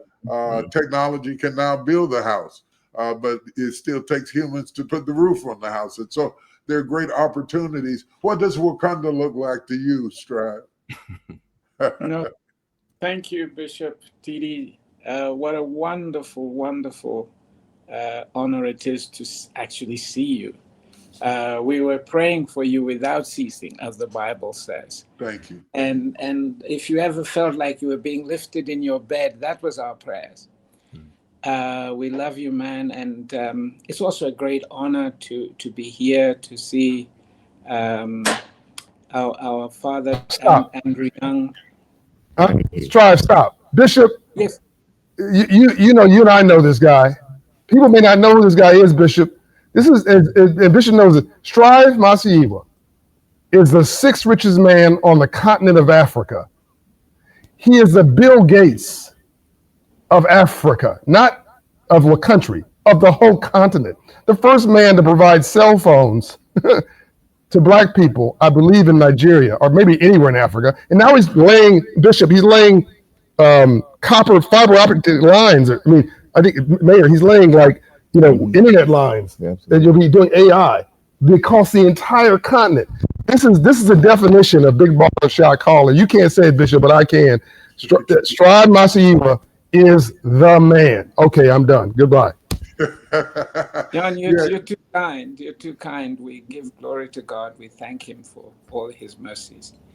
You know, as it's really a privilege to be part of this conversation, because it really is part of the dream that Martin Luther King had for us. You know, he understood the nexus very quickly between civil rights and decolonization of Africa, and the importance of our global community. And this is something we've all wanted to see realized. And, you know, talking of Africa, I'm actually in Nairobi in a hotel where I just stopped over so I could do this meeting with you. And so I will have to jump off and go. But really, I just wanted to leave you with some quick reflections on Africa that you often don't hear about. We're a continent of 1.3 billion people. We are the youngest population in the world. Our GDP is $3 trillion, just over 10% of the American GDP. But it has been growing at the fastest rate outside China. We have speed bumps, we have challenges across a vast continent, but it's also home to the largest number of Black-owned businesses in the world. It is also home to the most diverse involvement of Black people in global economy. We manufacture, we produce, we run telecommunications, we do everything that the rest of the world does. We're not exotic. I'm coming from chairing the Africa AI Summit, where I announced that we've just acquired NVIDIA chips that we are rolling out and beginning to provide the compute so that Africa's young people can begin to develop their AI applications. But already we have thousands of young African people who are building tech businesses in all our major cities, Nairobi, where I am, Kigali, Lagos, Cape Town. So yes, Wakanda exists. It is here, Van. And we are building it every day. And we're a place of extraordinary hope and extraordinary faith. The largest Christian community of the world is African. In 2021, Africa became the home of the largest number of Christians in the world. It's not the United States, it's Africa. So last time I met Bishop T.D. Jakes, I was walking in the streets in Ghana, and I thought, I know him. And I ran, and I said, hey, Bishop. And the two of us ended up doing one of the most extraordinary times we have. And of course, the streets of Accra, Bishop, full of African Americans. Yes. Coming home and participating, and we want you to come. We want to build our community together. Yes, we have challenges, but let us not forget that we're one global community, from Africa to the United States, to the Caribbean, to Brazil. And we stand together, we will be just fine, and our Wakanda is real. Thank you very much for this opportunity, and let us keep the dream that was left to us by our fathers, Martin Luther King, Ambassador Andrew Young, Mandela. These were all contemporaries, as we are contemporaries, and we carry the torch. No matter the challenge that we are in, we have always worked in the conditions and not against the conditions. Our progress has been built. And may this be a call to a revitalization even of our faith, TDJ. It's a time for faith. We will be just fine. And I look forward to seeing you either in America or here in Africa. You're welcome. Thank you for this opportunity. God bless you all. Thank you. We're delighted to have you. Thank you for dropping in on us. I know you've got to drop out, but a lot of people do not realize that a lot of our AI materials are now being shipped in from Africa. Kenya is kind of like the Silicon Valley of Africa in its forward and progressive move. Google is over there. More and more people are starting to wake up that the traditional images that we see of Africa are not the images that we see of you, we see of the room that you're in, we see of the people of Africa who are doing so many amazing things. And you're right, more and more African Americans are moving to Accra through the goodwill of its president, which I had the privilege of interviewing and spending some time with. And there is an open door to lock arms and to come together in a way that's been unprecedented. And we need to continue to explore that. And just because we're all Black doesn't mean we're not, that we're a monolith. We're very diverse like any other place, both in Africa and throughout the diaspora. But that diversity does not have to limit us from having unity.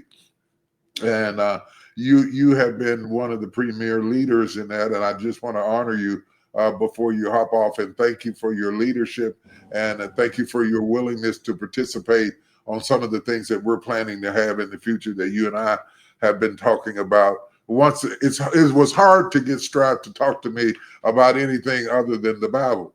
So we would talk all the time. He would talk to me about the Bible. Then I messed up one day and started talking about AI, and he just went berserk. I said, "Oh, I hit the spot right there."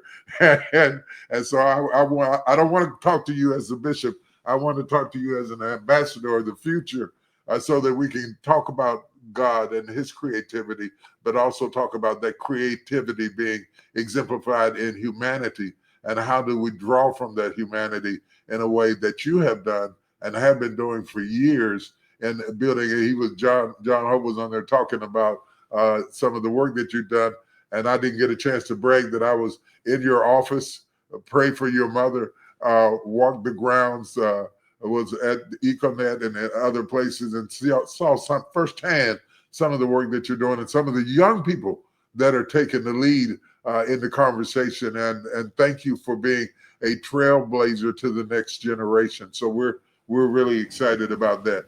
I see John's jumped on. You want to say goodbye before he goes? Yes, I want to thank you, Strive. I know you're in an airport somewhere in the world, and you did this. Our friend Michael Milken that literally was trying to do this from an airplane. Now that's rocking. Doing a video call from your airplane if he works it out. But I want to thank you, Strive, for doing this and stopping your world for this, honoring Dr. King's legacy, honoring Ambassador Andrew Young, of course, honoring Bishop Jakes, who is with Ambassador Young, two of our living icons in the world. Mayor Andre Dickens, you are a model, sir. Your friend, I was sitting here bragging with Mayor Paul Young. He was bragging on you. You two are both models for the country. What we're doing with you with child savings accounts, amazing. Every kindergarten kid, thanks to your leadership in Atlanta Public Schools, Bishop Jakes, has a Hope Child Savings Account. Statistics show that if you give a kid a child savings account in kindergarten, they're 25% more likely to go to college, Bishop. If you put money in that account, a couple $100, they're 75% more likely to graduate from college. Just that one act of connecting education with aspiration, that's just one of the many things that Mayor Dickens is doing. We're passionate, both him and I, about credit scores. We're passionate about community uplift. Atlanta really is a global model in the world. And thank you, Brian. Thank you, Mayor Dickens. Thank you, Bishop, for being, well, you don't walk on the water, but you know where the stones are. So thank you for all you do. Thank you very much. I just want to give a shout out and invite all the entrepreneurs that might be listening at us. We're having our Good Soil Forum in Dallas, Texas, June 12th through the 14th, where we're going to be talking about this in much deeper detail as we begin to prepare people for the possibilities of what could be done through entrepreneurship. I was going to get into that a little deeper, but we're running short on time of what entrepreneurship and AI can do together to move us further and further along in our debate. And we've got everybody coming from Lorenzo, who founded Fear of God, to Oprah Winfrey, coming together to share experience. We're getting ready to have the biggest transfer of wealth that we have seen in the history of America, from the baby boomer generation to the next generation. But if we leave wealth without wisdom, then we're going to end up in devastation, like people who hit the lottery and 2 or 3 years later are broke. So I invite you to come and get the strategy to go along with the talent that you have. And thank you, John, for this opportunity to go this far in this conversation. Honored. I think Mayor Young wants to say something to you, Bishop. Bishop, I just want to say thank you, and thank you to all of the panelists, my brother Mayor in Atlanta. Good to see you. This has been an amazing conversation. Here in Memphis, innovation is, we like to say, part of our DNA, and we are constantly looking for more opportunities to elevate the people of our region. We want to take the strategies talked about today, the business plan that's been documented on paper, and we want to implement that for the people of our community to be able to elevate, such that it's a national example of how cities can come together and elevate for the people. And so, again, I just want to say thank you all for the time today. Thank you. Thank you very much. I'm gonna come to Memphis so we can talk a little more. Absolutely. Hey, Bishop, you'll be proud of this. The mayor said he's going to take the plan, download it, the business plan for Black America, download it, get it to all the churches. Absolutely. Get it to all the civil rights, the civic leaders here, and have them start having a conversation about this. So to go from PhD to PhD 2. So he's already in operations mode, building just like you. Absolutely. Thank you for including the churches, because I think people underestimate the role that the church can play in moving and impacting the culture, not just in terms of voting, but in terms of having land masses, building mixed income housing, doing a lot of things, equipping people with literacy and training and that sort of thing. So thank you for not leaving the spiritual leaders out, so that we can have public-private partnerships that also include faith-based leaders to transform the way that they think, seeing as we gather more people every week on a weekly basis than any other institution. What we say to them has a lot to do with the outcomes that come in their life. So I'm gonna get out of the way. Thank you very much for this. Thank you. God I'll bless see you in you good all. soil. Have an amazing day. Thank you. Okay, Mayor, this is the least time I'm going to talk all day. I don't have to say a word. You know somebody's a bad brother when he shows up with a T-shirt on. When somebody shows up with nothing but a T-shirt on, you know he's a bad brother. Look, Harley Finkelstein is the president of Shopify. It is the second largest e-commerce platform in the world. Arguably the biggest when it comes to focusing on business and entrepreneurship. Harley is a partner and friend to my other partner and friend, Toby Lutke, who's the founder of Shopify. Along with Kaz and others there, they have stood up a $130 million 10-year commitment to build Black businesses called 1MBB, 1 Million Black Business Initiative. It was stood up in 2020 after George Floyd's murder. I'm gonna let Harley get into this. He's gonna give literally the state of entrepreneurship and state of small business address. I literally gonna shut up and walk off the mic, off the stage. He's gonna drop the mic.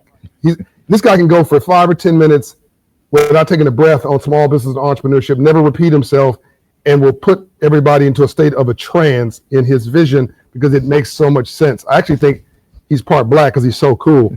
And in December, Harley came to me and said, we want to double down. This is December.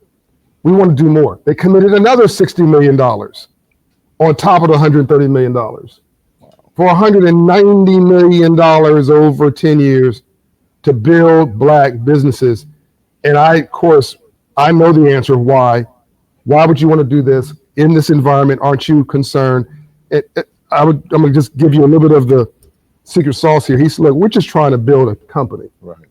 We just want more good shops. It's a market. It's a market. So we have 3% Black businesses. Why wouldn't we want 10% of Black businesses? Anybody who doesn't want that doesn't want our prosperity as a company. I love that answer. One of the smartest men in the world on entrepreneurship and small business is coming to you here for a master class. Welcome to the state of business and entrepreneurship, Harley Finkelstein. Thank you so much. Appreciate it. Thank you for having me, John. It's an honor to be here. I was listening to Mayor Dickens talk about turning people with desire into business owners and entrepreneurs. It's sort of like, Nike convinced the whole world that if you have a body, you can be an athlete. And I think what you and I are doing together with Operation Hope and 1MBB is we're convincing anyone that has ambition that they can be entrepreneurs. Strive's story is unbelievable. This idea that Africa is the home to the largest number of Black-owned businesses in the world and has the fastest rate of growth within China is wild. So I'm really grateful to be here. John is not only one of my friends, but he's also been a mentor to me and to Toby and to Shopify, and I'm just honored to be here. I want to start by talking a little bit about 3 stories that I think has shaped my journey with entrepreneurship. Entrepreneurship didn't really just start in me. It's sort of in my blood, like it is for a lot of people watching. Both my grandfathers were what I call forced entrepreneurs. And what I mean by that is there was nothing glamorous about their story. Entrepreneurship or starting a small business was just a means of survival. They were immigrants to this country. We're in Canada. Neither had a college education. Neither of them had any money whatsoever, and nobody would give them an opportunity. But yet they had families to provide for. And so my father's father was a refugee. He came to Canada from Hungary in 1956 after surviving the Holocaust. When he got here to Canada, he started a little egg stand at a local farmer's market called Le Capitaine. That stand still stands today. It's not too far from where I am right now. My mother's father was in what we call the schmutta business, the clothing business. The reason he was in the clothing business was low barriers to entry. You didn't have to have a lot of money to buy clothing for $1 and sell it for $2. And he did that selling clothing in the back of his car all over Montreal. And I have these vivid memories of riding around in his car while he, had clothes piled in the back. I'm sure many of you have stories just like that. But for me, on a personal level, when I was 13 years old, the only thing in the world that I wanted to do and be was I wanted to be a DJ. But nobody would hire me. I looked like I was 8 years old. I didn't know how to DJ. And so my father told me that if no one will hire you, why don't you consider starting your own DJ company and hiring yourself? And he made me these business cards, these kind of, very unofficial, but for me, they felt real. These business cards that said Harley Finkelstein DJ. And between the ages of 13 years old and 19 years old, I DJ'd over 500 parties and weddings and corporate events, you name it. And so entrepreneurship, like for my grandfathers, was once again this tool that I used to solve problems. But then I was 24 years old and I met this brilliant programmer who you mentioned named Toby in a coffee shop in Ottawa, Canada, in the capital of Canada. And Toby had moved to Canada a year or two earlier and wanted to sell snowboards on the internet. But he couldn't find any decent software to do it with. It was either ridiculously expensive to build an online store, or you had to sell it on a marketplace like eBay, which didn't really allow you to build your own independent business. So he sat down at a coffee shop and wrote this code, this piece of software to sell these snowboards. And Toby quickly realized that the code that he had written was even more valuable than the snowboard business itself. And that's really how Shopify was born. And I was in law school at the time, and I needed to pay my tuition. I had to support my family. My dad wasn't in our lives anymore. And I had two much younger sisters. My mom needed some help. And so I decided to become one of Shopify's first merchants in selling t-shirts online. And that really was the beginning of what has now been a 2-decade journey, building Shopify from this idea in a coffee shop into a $100 billion company today. Now, if you sort of think about these stories, they seem very different. My grandfather selling eggs or selling schmutz in the back of his car to building a multi-billion-dollar publicly traded software company. But something that was the same across all these stories, that at every single juncture, there were these role models involved. I had a role model. I had a visual proof that this thing called entrepreneurship was a viable path, that people like me could do something like that. And I realized that was the key to a lot of this. My father wasn't able to support me financially when I was 13. He didn't have any money. But because he thought I could be a DJ, because he gave me the confidence that I could be a DJ, I ended up starting a DJ company because he watched his father do it. And so if his son, me, wanted to start a business, it didn't sound that crazy. And what I've learned over helping millions of stores on Shopify build these great companies is that knowing entrepreneurs, seeing entrepreneurs, it actually helps you believe that it is possible for you to do it as well. So 70 years ago, entrepreneurship allowed my grandparents to build a life in a new country around the world. It let them create opportunity when frankly, no one else was giving it to them. And 70 years later, this has never been more relevant. I think there's a lot of noise out there today, especially this week. The economy is somewhat unpredictable. The landscape is uncertain. And I don't think safety nets are always guaranteed. But yet in the middle of all of this, we are watching entrepreneurs right now absolutely thrive. This is the golden age of entrepreneurship.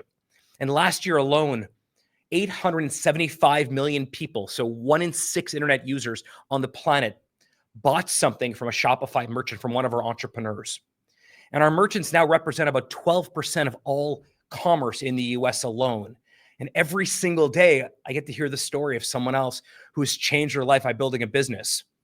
And the reason for this is because, like I said, I think this is the golden age of entrepreneurship. The barriers to getting started right now and the cost of failure have never been lower. And I think that economic downturns, times of economic uncertainty like we're dealing with right now, they're actually the most fertile grounds for these new ideas. When traditional employment opportunities decline, people are incentivized to really kind of forge their own paths. And I think that history shows us that adversity is a very powerful catalyst for innovation.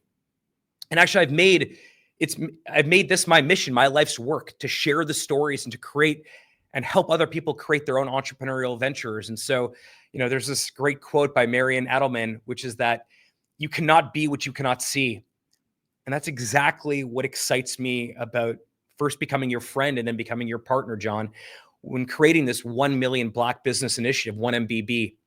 And so, as John mentioned to some of you, in partnership with Operation Hope, we're working to create 1 million Black-owned businesses.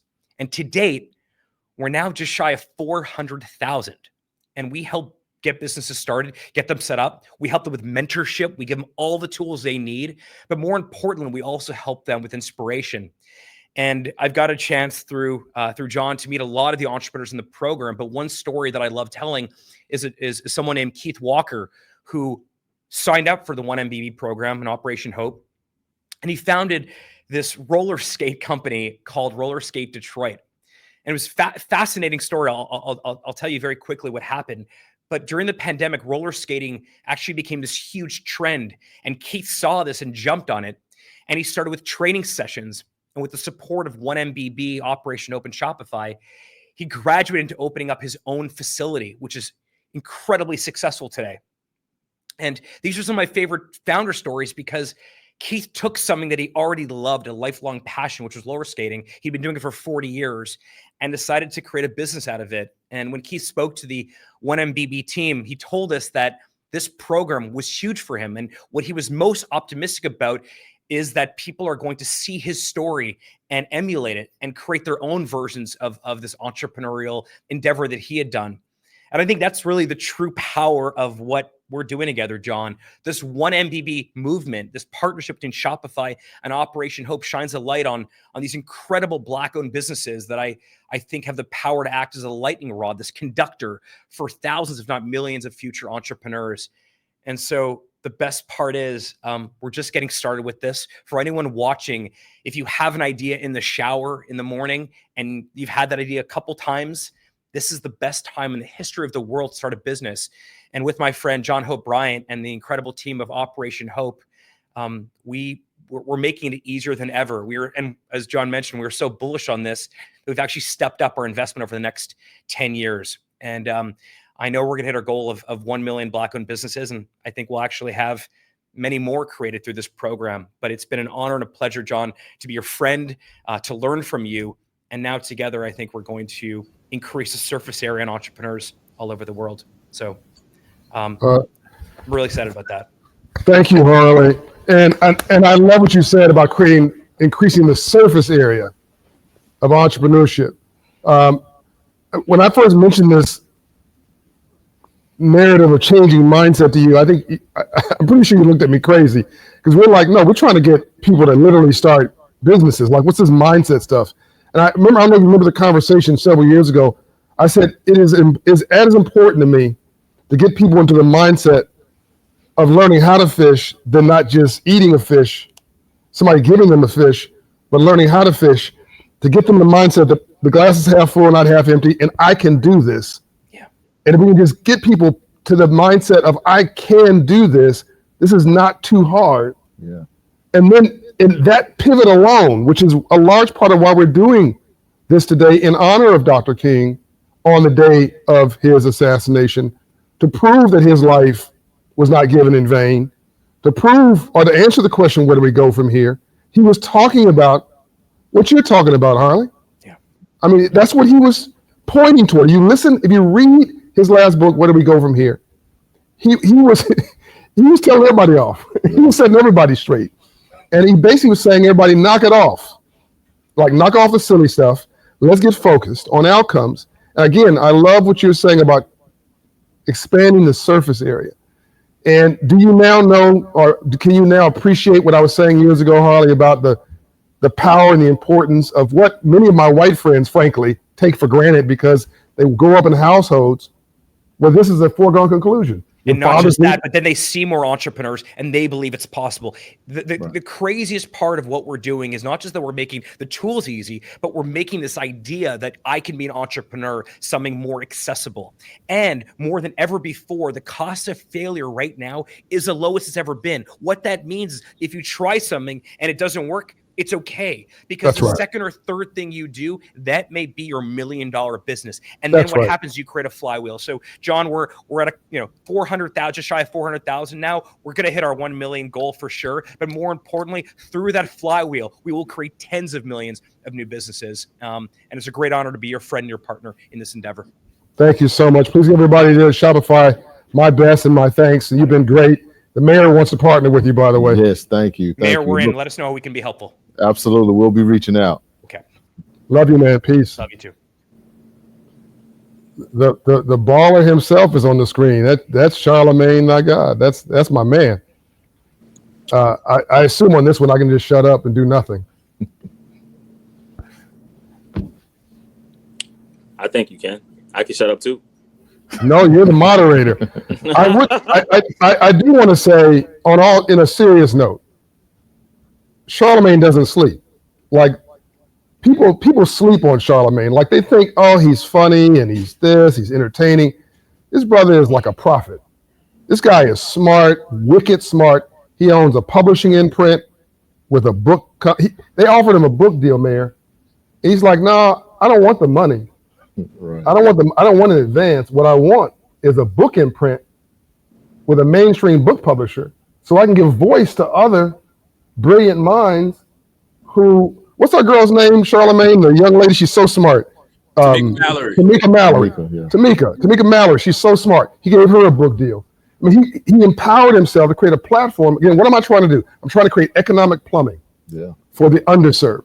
He just by creating a publishing platform, he's creating plumbing, a plug and play system. He did the same thing with Breakfast Club. Look at all the people he's given opportunity to be hosts, co-hosts, podcast network, Black Effect Network, which he owns 51% of or more, along with a partnership with iHeart. He's got a media company that he just started. He's got a fast food restaurant that he started in his hometown. Is it Monk's? Monk's Corner, yes, sir. North Carolina. This is a bad brother, and he will call me on a Saturday or a Sunday and prick me on something, like, push me on something. I'm trying to relax, and he wants to talk about the future of us, and he's the reason that I wrote the first business plan for America, which I then went on Breakfast Club to talk about. That was over a year ago, and he's the reason that I really began to evolve my philosophy on these things, and thank you for pushing me. Charlemagne, I'm honored to know you. Man, no, the feeling is mutual. I'm just honored to be able to, tap into you, as a mentor and just, somebody who has done this for a long time and is, economically empowered so many of us, whether folks know it or not. So, I just love to be able to call you on a Saturday to get that information, my brother. My deep honor. One of these days, people are going to recognize that you are much more than the top radio personality in the country. But I know you don't. I don't care if they do or not, because I know that's what I was just about to say. That I know you don't care. Like I'm about that action. I rather stay low and keep firing. They always say if you build in silence, people can't stop what you're doing. So I don't have any. I don't care what people think about me in any way, shape, or form. I let the results speak. Well, with that said, I guess John, shut up. So now we can get to it. Charlemagne, it's a privilege, man, to be able to rap with you on this Friday and a very important topic, Dream Forward, in this panel, redefining wealth, achieving economic freedom and self-determination. And I don't think there's a better individual between us that, represents that very well. I followed your career very closely, being from North Philadelphia myself, and so very familiar with your radio history.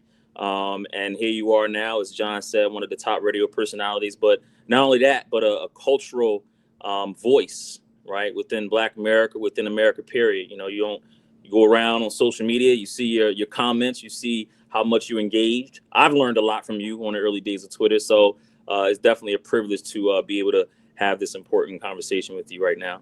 Thank you, Jabari. I appreciate that. Hey man, listen, thank you. And listen, I want to open this conversation up, man. And the way I like to run my panels is that it's more engaging. I can't see who all is watching, so it's like a conversation between me and you. But when I talk about economic empowerment all the time, and I'm reporting on it, there's various definitions of it. But I like to ask you and start this panel off just with that. When you hear that phrase, economic empowerment, what's the first thing that comes to mind? For me, economic empowerment just means that you have a skill set, you've tapped into your skill set, and you found ways to, profit off of your skill set, and not just profit off your skill set as an individual. That skill set has enabled you to build something that other people can profit off as well. One of my favorite mottos is, if whatever you build only benefits you, then it's not big enough. I think it's one thing to empower yourself as an individual, but it's another, to have a skill set or have some type of, talent, or just to build something that helps, other people as well. So that's what economic empowerment means to me. Something that helps you as an individual, create something not just for yourself but for others. Yeah. Well, listen, this was supposed to be 2 or 3 other people on this thing, but it turned into a fireside chat between us. So again, man, so much to cover and so much, so little time. But listen, I think it's fair to say that you have a nice income. You made a nice bit of money, and I covered that for a living at Forbes. God is good. My mom told me a long time ago that was very freeing for me. My mom told me that you've accomplished. 'Cause my mom was a school teacher from Moncks Corner, South Carolina, and my father was in the construction, and he always had a hustle, whether it was a fish market in Moncks Corner or something. But my mom told me that you've accomplished more than everybody in the family has, but just be happy to be making a living. Absolutely. That's how I always carry it. Like, God is good. I'm just happy to be making a living. Absolutely, man. And within that living, when we look at the actual, title of this particular panel, redefining wealth, right? When did you redefine what wealth meant to you? At what point in your career? I mean, I think we all, especially coming from certain backgrounds, financial empowerment, financial literacy is still it's a stranger to us. I was talking about this with John O'Brien not too long ago. And so we may be behind the 8 ball a little bit, but when did you redefine your wealth? When did it kind of really started to make sense in a different way? When I started to realize that, wealth in a lot of ways is subjective.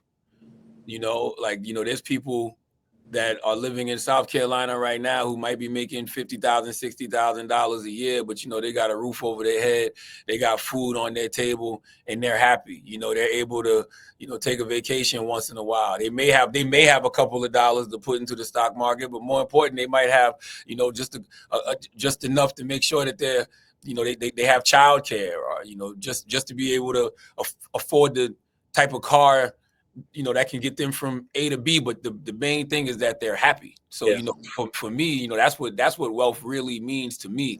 You're doing what it is that you love to do, or whatever you're doing, you're just happy doing it. That's why I always even tell people that success is subjective. Like, what's success to you may not be success, to another individual. For me, it's just, I feel good just waking up in the morning. I feel good being able to wake up in the morning, say my prayers, read my daily affirmations, do my meditation, do my therapy, once a week, and just have a peace of mind. That's happiness to me. So when we talk, when we have these conversations about wealth, we can't just keep them in the financial aspect of the conversation, because I know a lot of financially wealthy people who are not happy. In any way, shape, or form. Yeah, absolutely. Likewise, coming from the world, we have to cover money all the time. You look around certain rooms, like, man, you have all of this and you're still not happy. Well, what the hell is wealth? When we talk, you talk to a lot of people, celebrities, politicians and all of that. And, John told us to keep politics out of it, so we're not going to go down that road. But are there any misconceptions that you always hear when it comes down to wealth building? Because, again, we're in this age now, and I understand the equity conversation. I think maybe that's went a little bit too far, and people lost track of what that is. We'll get to that in a minute. But what misconceptions do you often hear that maybe isn't talked about enough when it comes down to wealth building, keeping in mind the mentality and the mental part of it? I think the biggest, problem with wealth conversations is that, a lot of us in our culture, we take business advice from people who ain't got no business.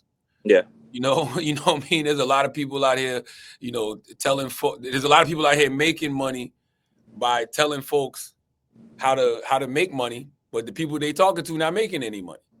Right. So it's just like I always tell John, one of the reasons I like him is because he actually has a business. And I think that's the main thing we have to do when we're listening to people have these conversations. Like, okay, it's one thing to talk, but what do you actually do? What is your actual business? Can you point to your staff? Can you point to your board? Can you point to how much you paid in taxes for your business last year? Like, there's a lot of different, things that go with running a business. And a lot of these so-called, gurus out here just spreading a whole lot of misinformation, but they don't have any foundation to stand on. So the first thing I would tell anyone when they're listening to somebody talk financials, see how that person actually makes their money and see how long they have been making money doing what it is that they're doing.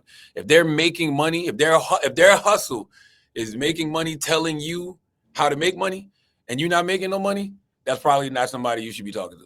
Yeah. And, that's a perfect, segue, because later on, but I'll get to it right now, I was going to ask you, I think we're getting out of this cancel culture, conversation that we're in. But at the same time, is it anything that within our culture that needs to be canceled when it comes down to that economic empowerment? Like, what needs to be canceled for us to move forward? I was looking at a Wall Street Journal piece, and I believe it was about $70 trillion, right, in wealth transfer that's happening right now up until 2042, right? And so when you think about the next big wealth transfer post 2042, what needs to be canceled within this culture right now, our culture, so that way we can be a part of that economic empowered, a part of that economic balance?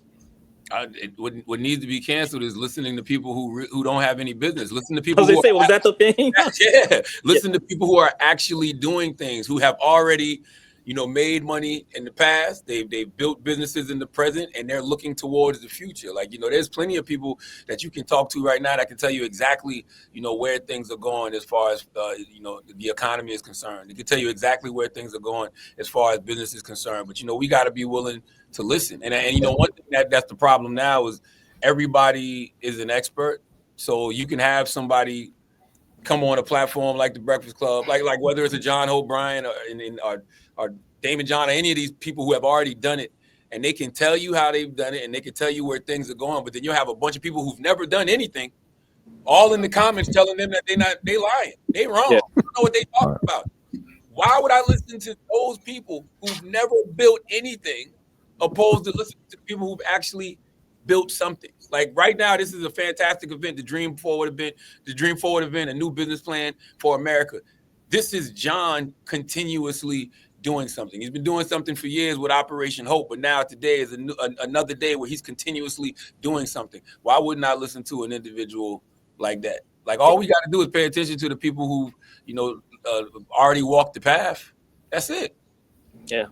According to Nielsen, Charlamagne, man, and I always bring this stat up, and I was just talking about it with John at the NASDAQ. We were talking, but according to Nielsen, by next year, Black America's spending power will reach 2.1 trillion, right? Let that sink in. 2.1 trillion. That is bigger than the GDP of Mexico, tied with the GDP of Canada, our two trading partners here in North America.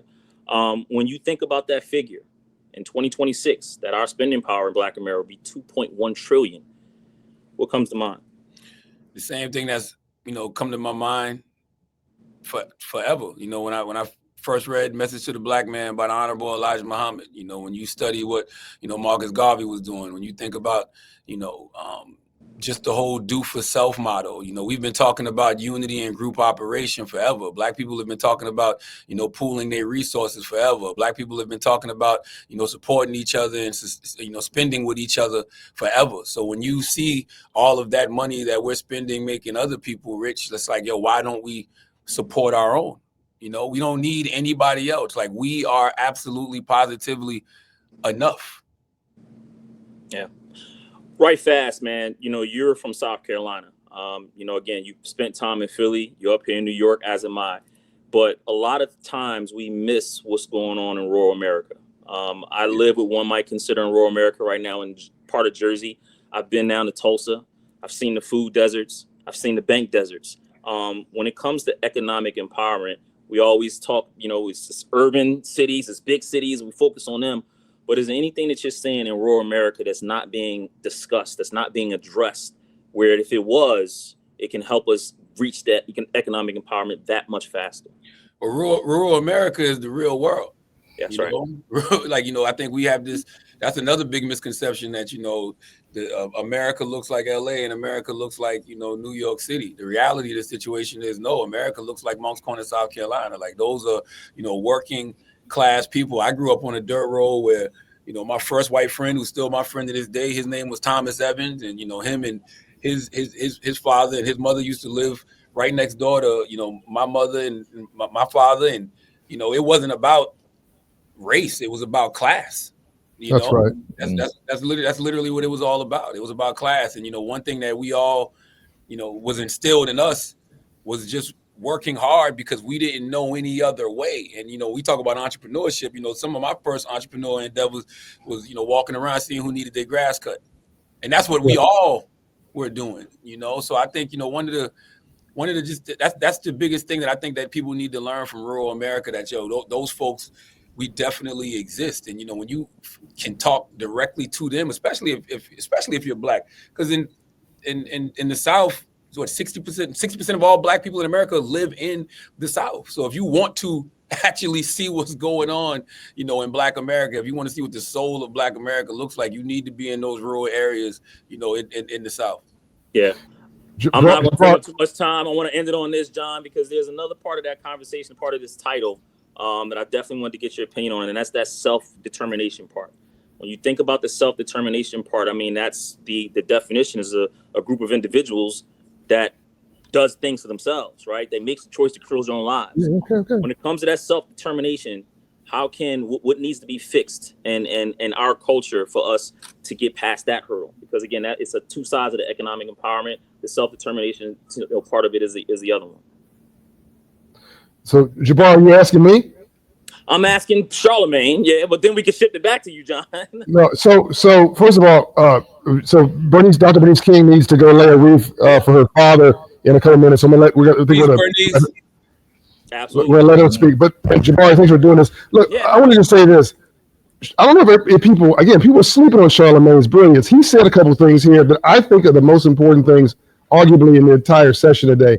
He said one thing, that success is different for everybody. And you making $60,000 a year, you're to buy a modest house, get the car you like, or an apartment or whatever works for you. You've got your kids, on a positive track. You're happy. Good, cool. That may be the model for most people.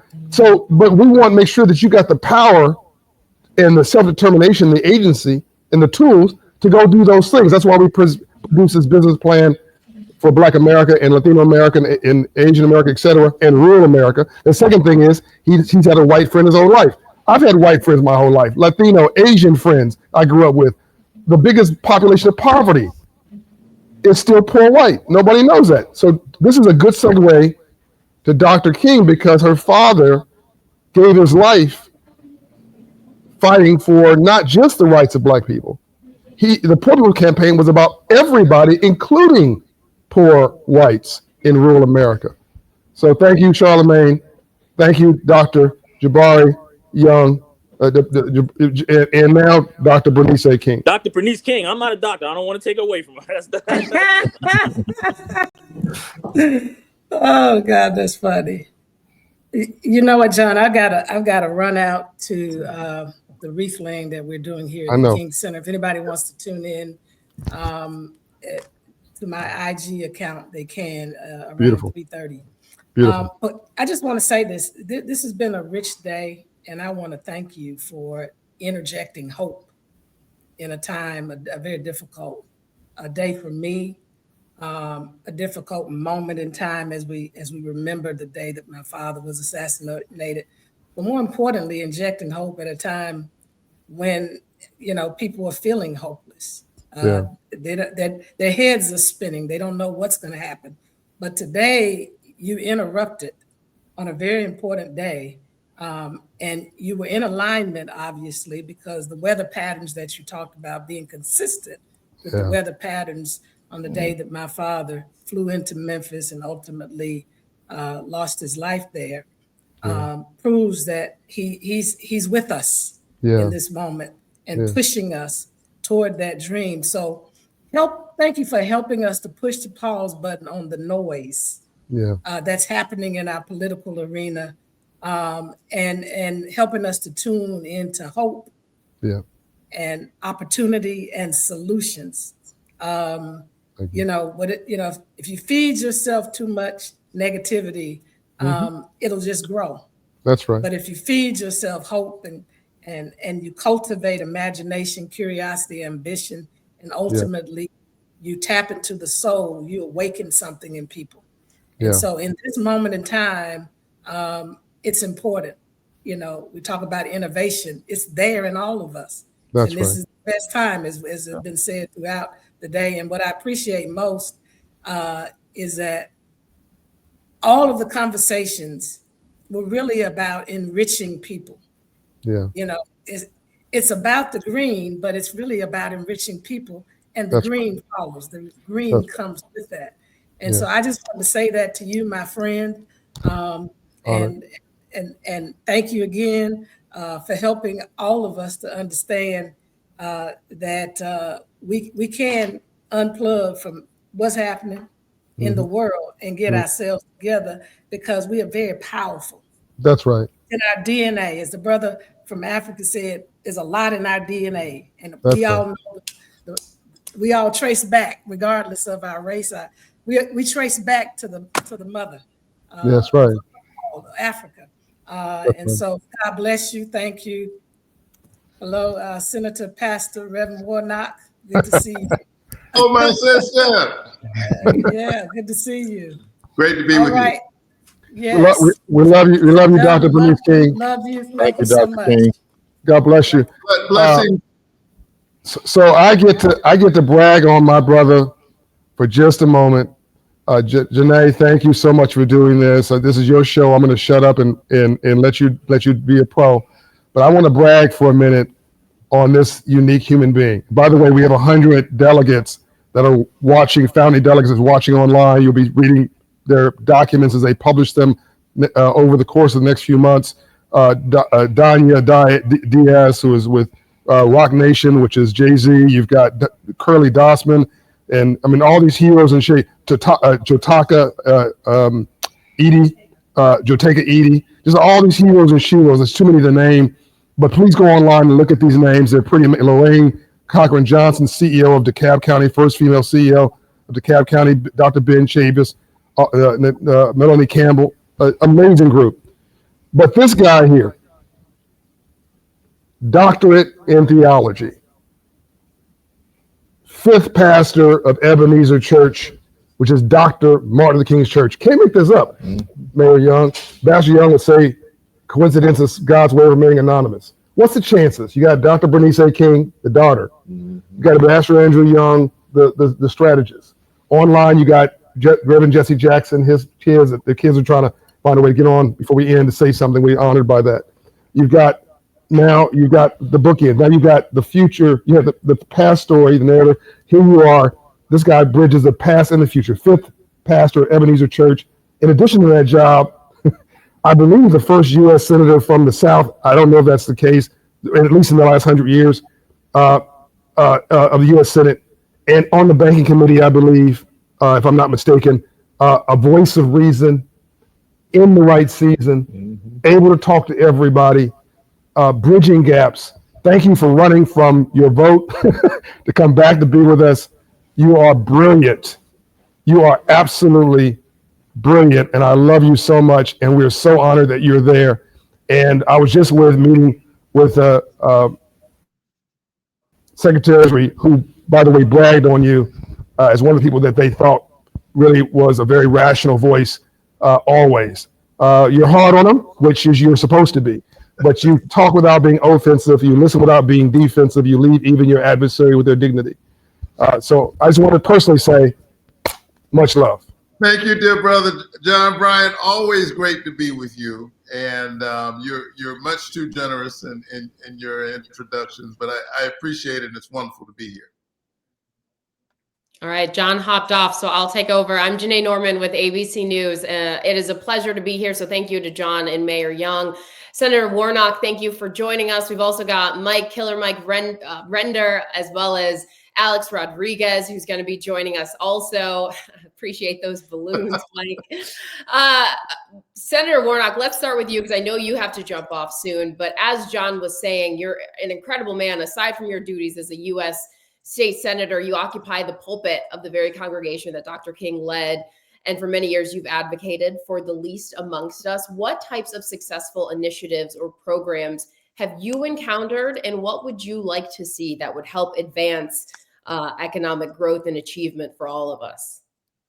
Well, thank you so much, Janae. It's wonderful to be here with you, and so grateful for the genius and gifts of my friend and brother, Michael Render, Killer Mike, as he's known, A-Rod, brothers, both of whom can do things and that I can't even begin to think about. But great to be here with both of you. Listen, as John pointed out, I've been very blessed in my life. Pastor of Ebenezer Baptist Church, a PhD, United States Senator. I mention those things not to brag on myself, but just to point out the fact that I understand personally the importance of good public policy, which is why I decided to run for the United States Senate. You're looking not just at a U.S. Senator, you're looking at a kid who grew up in public housing, in the projects. You're looking at someone who was a Head Start baby. So I'm an alum of Head Start, a program which is being shuttered right now. Even as we speak, it is very short-sighted on the part of the administration. The best investment we can do is in our children, particularly our kids between the ages of 0 and 5. Head Start gets kids ready for kindergarten and keeps them from ending up in prison. And you're looking at an example of that. We should be expanding Head Start, not following the awful blueprint of Project 2025 and dismantling this program, which Dr. King, whom we all remember today, would be supporting and advancing and calling on us to expand. Let me just take a moment and just pause and acknowledge the sacredness of this day. We are standing on the shoulders of giants. We are sitting here on holy ground this day, April 1st, 1968. The assassination of Martin Luther King Jr., as was the case of the one whom he served, Jesus the Christ. No one could take his life. He laid it down. He laid it down for the vision of a broader vision of what our humanity could be. We all know that Dr. King lost his life today, but I think it's important to remember why he was in Memphis in the first place. He was fighting for workers. He was fighting for the working poor. There was a local movement and they were trying to gain steam and they were struggling. But on February 1st, 1968, 2 sanitation workers, Robert Walker and Ethel Cole, were literally crushed to death in the compactor of their truck. Think about it, it's 1968, civil rights law has already been passed, supposedly integrating public accommodations. But the reason this happened in the first place is it was a torrential rain. They were not allowed to go into the facility and find shelter because segregation was still in place de facto. And these young Black men, ages 30 and 36, with families that loved them, were crushed by their trucks. And as is the case so often, the crushing of the poor, in this case, literally fueled the movement. It attracted a weary Martin Luther King Jr. who was busy planning the Poor People's Campaign. He said, I better make a detour. And he made his way to Memphis, first in March, came back in April, and walked into destiny as a result of it. All of these years later, the poor are still being crushed. Later tonight, I will literally be on the floor of the Senate voting all night, trying as best we can to slow down, to stop an awful budget that many of my colleagues are focused on passing. It's going to cut Medicaid by $800 billion. When you talk about Medicaid, you're talking about children, you're talking about seniors and nursing homes, you're talking about the disabled. We've got to capture the vision of the man whom we celebrate today. And let me just say that I have not lost hope.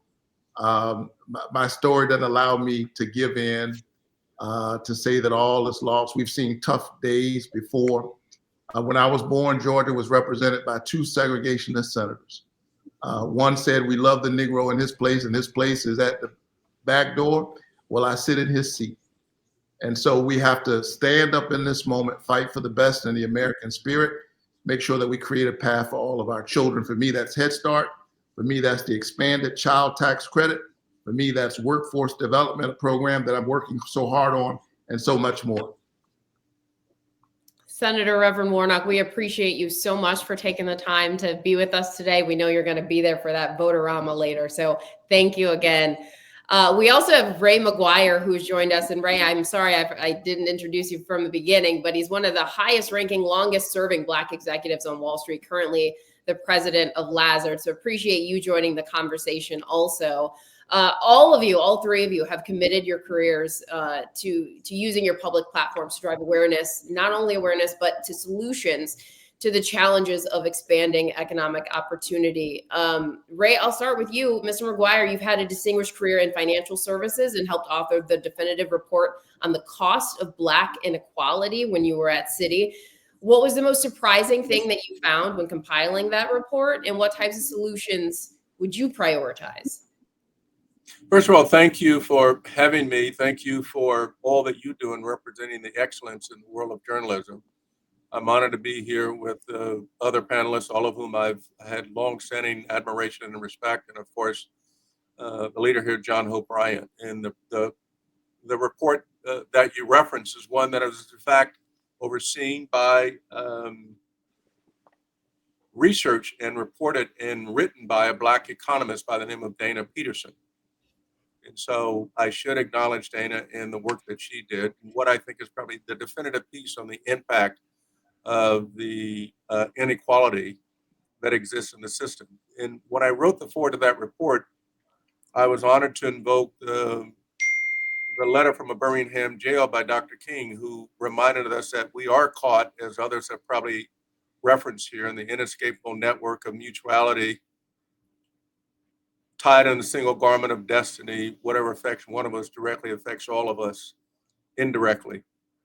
And so to that as a background, if I look at that report, what it did reference and what it disclosed was that if the wealth gap based on wages, education, housing, and investment were closed 20 years ago, that would have added about $16 trillion to the U.S. economy over that time period. It also says that to the extent that we close that wealth gap today, that the addition to the U.S. economy would be $5 trillion over the next 5 years. And that was written in 2020, in September of 2020. Those numbers just get amplified more by where we are currently. And as I think about the fundamental response to the question about where we can go from here, it rests and resides on what got us here, and that is the world of education. The huge opportunity that exists today, given the latest report on how Black and brown boys and girls are performing in the public school system, and the actual opportunities that exist there. So would I were to be an investor, which I am, where I would make the largest investment would be in the world of education. Education, not only in the classic sense of the academy, but education in terms of, as some of the panelists have referenced, the skills, the hard skills. Today, if I think about where people can participate in the middle class, there is a lot of opportunity for plumbers and for electricians and for HVAC people and for welders. These are professions that exist where there is a tremendous amount of respect and need. When you strike a leak in your apartment, you can go and be a handy person and think you're going to Home Depot and Lowe's to get, but you better call a plumber. When the lights go out, you're looking for an electrician. The air conditioner don't work, you look for an HVAC person.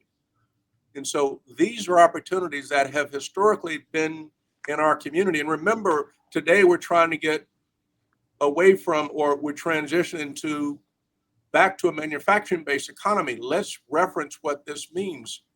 The height of U.S. manufacturing took place in June of 1979. 1 in 5 Americans worked in manufacturing. Today, that's 1 in 20. And so we've transitioned from a manufacturing-based economy to a service-based economy. Wages have gotten lower. Our ability to participate in the middle class has been influenced by that. So the way we go forward, one, focus on basic education. How do we get our kids from pre-kindergarten through 3rd to 8th grade? How do we get them such that they have a basic skill set to participate in mainstream economy? And as we're accomplishing that, also offer skills that are tangible skills. I am clearly a proponent of getting higher education, but to the extent that that opportunity doesn't exist, and to the extent the opportunity that our children don't want to go that path, let's give them other paths. There are other ways to the middle class. There are other ways to wealth that don't necessarily reside in the Ivy League, and I'm okay with that. I come from the neighborhood. You know, my mother was a social worker. My grandfather went to school until he was aged the 3rd grade and then taught himself how to read by reading the Bible. So I understand the fundamentals of what's taking place today in our society. It gets captured in the report, yes, but it also gets lived out in realities of our neighborhood. Where do we go from here? Education. Mike, I want to bring you in because I saw you nodding along, cheering to a lot of what he was saying. What do you agree with? But then also talk about your types of businesses that you've chosen to invest in your overall philosophy and business strategies. First, let me pay my just to the gentleman I'm just blessed to be here with today, Raphael Warnock, who I campaigned for twice. When me and my wife were a younger couple, we danced the night away on Saturday and go sit in the parking lot to church open and go in his church and sit in the top pew and we're still together after all these years. So he's a friend and has a place in my heart. Man, A-Rod, come on. You already know I'm a nerd and Braves fan, to the point I felt weird not having on a Braves cap when I realized I had on the Philly ones. I said, let me go get this penny cap from this other little company that I like a lot. And Ray, just, man, you're preaching a sermon right now, in that, sometimes, man, I was raised by people who, to all the people out there, put it so I can't see all of you anymore, but I'm trusting you guys are seeing me as it has me just seeing myself. But my grandparents raised me. My grandfather grew up in 1922. My grandmother was born in 1932. So these people were 10 years apart. My grandfather had to drop out of school, and this is to the people beyond the folks I'm looking at. I have said for the last 10 years or more, the things that I've heard from the two men who've spoken, and I'm sure I'm going to hear from Alex as well. I've said this in earnest and in honest ways to hip hop, to the culture of hip hop, and to young Black people who are filing to be the next level of leadership. I am blessed to have grown up in the closest thing to the fantasy of Wakanda you could have had in Atlanta, Georgia. They had two conferences here in the early 1900s, 05 and 04, 05 and 06, W.B. Du Bois and Booker T. Washington. And essentially, they always get represented in our community. It's these two radically different mindsets. One was for the talented 10th, and for the Ray McGuires, for the ones who were going to become the best of us. But they didn't realize that the other, in a fertile ground, is what Booker T had in a Tuskegee Tuskegee College environment, where some people were going to make the bricks. And they were going to go to school and they were going to get their degrees in some type of trade, and they were going to build the infrastructure that you needed to house a college that would give you your engineers, that would give you your agricultural masters. I literally grew up in Atlanta, Georgia, in a neighborhood where I grew up in a 900 square foot working class house, and a dump truck driver and a nurse, born in the 20s and 30s, raised these kids and their cousins in. And within 3 streets of me was the richest Black family in the Southeast, in the Russell Empire. So I have seen a life of heroes and villains that all look like me. I've seen a life in which I've understood that more of what happened to me was less circumstance and more choice when put in the circumstance. I understand the importance of making sure, like Warnock said, that we support being able to get our kids educated and fed properly in pre-K because of a woman named Miss Harrington. If Miss Harrington didn't own Harrington Daycare Centers, the entire West Side, which has always been poverty blighted because you had all the Black people together, from the richest to the poorest. But those kids went into kindergarten reading. And Georgia's not even required to go to kindergarten. But she was sending kids into kindergarten, into the LP Miles, into the Collier Heights Elementary, and she was sending kids in there reading because she knew even if they were hungry after they got home, if they could read, then eventually they were going to be able to be employed. If they could master a trade, eventually they would be able to become the working in the middle class. She understood her importance in the chain. I felt like my teachers, and I only had African-American teachers except for 3 my entire life. I went to schools named for Frederick Douglass. Our competitors was a school named Benjamin E. Mays. I grew up in a place where all was not fair, but opportunity was abundant. And the teachers acted as though it was their life's mission to help us realize our potential. Because I went into school a reader, because my teachers poured into me that excellence was not something you could have, it was something that was expected of you. Because, Alex, I realized that I wasn't good at sports like all my other friends. I have a national championship, the national champion as a friend. I have a Super Bowl winner as a friend. I have a lifelong NFL, two other brothers as friends. But I knew I was just not running fast as my friends. I knew I wasn't going to study hard or practice hard, but I knew education would give me away. And eventually I worked my butt into Morehouse. But when I was working my tail off to try to get into Morehouse, I joined civic organizations. I understood that intelligence meant less of an opportunity for people to treat you badly. I also understood that if I could organize 3 of us to cut grass, we could cut more yards, we could make a bigger bounty. And I understood the trade of cutting grass like no one else. Doesn't mean I didn't do some dumb things, make some mistakes. But what I realized on the west side of Atlanta, the side of Atlanta that got people like Reverend Warnock into office, people like Andy Young into office, people that helped get Jimmy Carter into office, these working class, decent Black folks. You know, some was an angel, some was crooks, but everyone was together and everyone wanted to see these kids do well. I realized that Frederick Douglass, my principal, Dr. Samuel Hill, who was my personal Joe Clark, he wanted me to understand that Frederick Douglass understood with this quote, something that for the rest of my life changed me. It is easier to build strong children than it is to repair broken men. And I absolutely agree with what Raymond was saying, because I have been saying to my people for a decade, let's turn toward the trades. They're going to need us. I would rather have a plumber that understands the saying of Socrates than a nephew who understands Socrates only and cannot use a hammer and nail. It is high time that we understand Tuskegee as an institute was meant to teach people how to grow seeds out the ground and teach people how to engineer and be architects and have buildings. It's time that we understand that there is no better or worse. There is no 90th and 10%, that we're simply together. So my philosophy, even in business, has not been as grand as Raymond. I've not been as fortunate to be as willing to work hard and be an Alex, or to preach the word and be one of the best politicians Georgia's ever produced and Warnock. But what I have been is a responsible student of the knowledge bestowed upon me by the people in front of me, the people, including and not limited to the people like John Hope Bryant in my life, down to Ms. Pritchard, my elementary school teacher. I learned to reinvest and to constantly invest in the things, the people, and the stories around me. When you hear about me and T.I. opening Bankhead Seafood, we did not want to get into the sexy restaurant business and be the latest players on the move, making $80 million a year off a brand. We were not trying to be the new Noble. We knew nothing of that. What we knew was there was a woman who owned Bankhead named Miss Helen Harden, who had had a business for 50 years. And at some point, she just said, I can't do this anymore. And she called who she could call, and that was her local rapper, T.I., and said, how would you like to buy this business? And T.I. called me and said, how would you like to buy this business? Because we understood that we weren't just buying a fried fish spot. We were buying a story and a legacy for a part of town which is now gentrifying. New people are coming. But if there's going to be a restaurant row, why shouldn't Miss Harden's restaurant stay on that row? Why shouldn't it be the first restaurant with a rooftop that people can walk to within 9 to 10 minutes of their house, and they don't have to take that $30 minutes north or south? So what we bought was a story. What we bought was an opportunity to master one store to get people. And that was kind of like my philosophy, period. When it came time to get into real estate, I bought in the same neighborhood I grew up in. I knew it was only 4 miles from downtown. I knew that I had married a smart woman because she didn't let me buy a car. She made me buy an apartment building.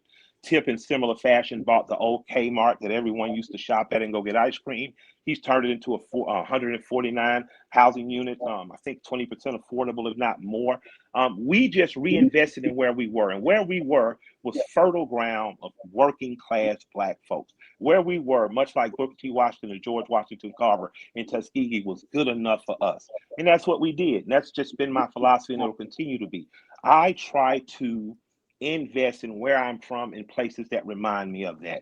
And that's where good, decent people need products and services. Something I'm very excited about this year is I bought a barbershop off Craigslist 12 years ago, and my wife didn't talk to me for 2 weeks. And it was because I said, well, I bought a shop. It was only $6,000. I sold one of my cars and did it. She said, yeah, dummy, you could have just let them go out of business and got the space yourself. And I was like, damn, I never thought of that, right? And that's when I knew I had married the right person. This woman who's from Savannah, Georgia, whose grandmother ran the shot house and the housing project. I married her, but she helped me think about money and look at things differently. So in the last 11 years of owning a barbershop and getting to know the community, helping politicians like Warnock getting elected, arguing over baseball, people in there talking about Ray McGuire, my brothers off the AUC talking about they want to be the next you. What I discovered was the barbershop in the Black community is a social center. We're the first barbershop to be in an NBA arena. We're in State Farm Arena. You can come get a cut, but more just hang out with other members of your community you might not live next to. Besides being a social center, we've been a place that a brand is created. COVID sent us into a place where we were like, how are we going to keep it, going? No one comes to get their haircut, but people bought T-shirts, and we started doing local artist collabs with people like Mike Giant and Frico. We started selling bars of soap, and people came back and said, we want more soap. And what we're growing into is a brand. And this year, later, we're going to roll out a whole product line called the Shave Washing Room Shops line. And I'm very proud of that. So everything I've done has kind of been out of either very local to my neighborhood or neighborhoods like them. Everything I've done has also been in, if I'm growing a brand as a rapper, if they can pay me to sing and dance and sell a bar of soap, why can't I create my own bar of soap? And I look forward to just being a student under John Hope Bryant and as a mentee and learning more. And I married a businesswoman, thank God. I told her my ambition is to make her Oprah Winfrey and me just kick it with Stedman all day, So I married the right person. I am constantly a student. I have a modest set of businesses now that I'm growing, and I'm very proud to have been asked just to be here and give testimony today. Amen. Thank you for sharing all of that. And Alex A-Rod Rodriguez, your personal story of how you learned about money and finance and you use those lessons to build a significant portfolio of investments, not only impressive, but it's super important and speaks to what Charlemagne was saying earlier about learning from the people who've done it. Can you share some of your journey with us? Boy, I'll tell you, first of all, thank you so much. I'm so honored to be among this beautiful group of people and successful people. I'm inspired by all of you. I've studied some of you, and I wish I let off because you guys put a lot of pressure on me. I would first start by saying that, I'm a lot more like the folks that are watching this and the folks that we're trying to inspire. I grew up, I was born in 1975 in the shadows of old Yankee Stadium. My father was an entrepreneur and he had a shoe store at our house. They used to call him a human calculator because he was really good with numbers. And he was also a former baseball player, both Dominican, so I'm first generation Dominican with brown skin. And my mother, I saw her wake up every day at 3:30 in the morning, work at General Motors. She would have to take 3 trains and would come home most nights after dinner. And in 25 years, I never saw her miss a day of work. So I definitely got my work ethic and my inspiration from her. And then when I was 10, we kind of ran into some tough times. My father left us, and that left my 2 siblings, my brother and my sister, with a single mother, who then had to take on 2 jobs. And sometime when I was around 12 years old, we're at the local supermarket, and the bill was about $75. And I'll never forget this. Like, I remember this like it was yesterday. The bill was around $75. She reaches in her purse, she pulls out $55, and then she goes into another pocket. And to this day, I call it funny money. And I remember asking my mom, I said, Mom, what is that? That's like Monopoly money. And she looked down with a lot of shame and said, little Alex, this month the government's helping us a little bit. And it was at that time that I realized that I needed to be, while the youngest in the family, I needed to be the alpha and the leader. And I knew that the way out of that situation that we were in, because mom was getting older, was through financial literacy. And it was at that point that I thought the American dream was leaving me and leaving our family. But then I realized that the American dream is not about wealth and success. It's truly about grit, resilience, never giving up, and taking measured risk when you don't see or you don't really know what the outcome is going to be. And then that shifted to really being a great beneficiary of great mentors. I'm a real believer of you're an average of the 5 people you surround yourself with. And for me, that person that changed my business life was Irving Magic Johnson, a 6'9" point guard that ran Showtime with Pat Riley and company. And when I realized that a man of color that looked like me, that acts like me, that is great at one sport, I thought, well, if you're great at one sport, and we've all gone through it, is they're going to limit you to just that. But here's a guy that went from his Laker shorts to his pinstripe suit in the business room, and has created a multi-billion-dollar platform.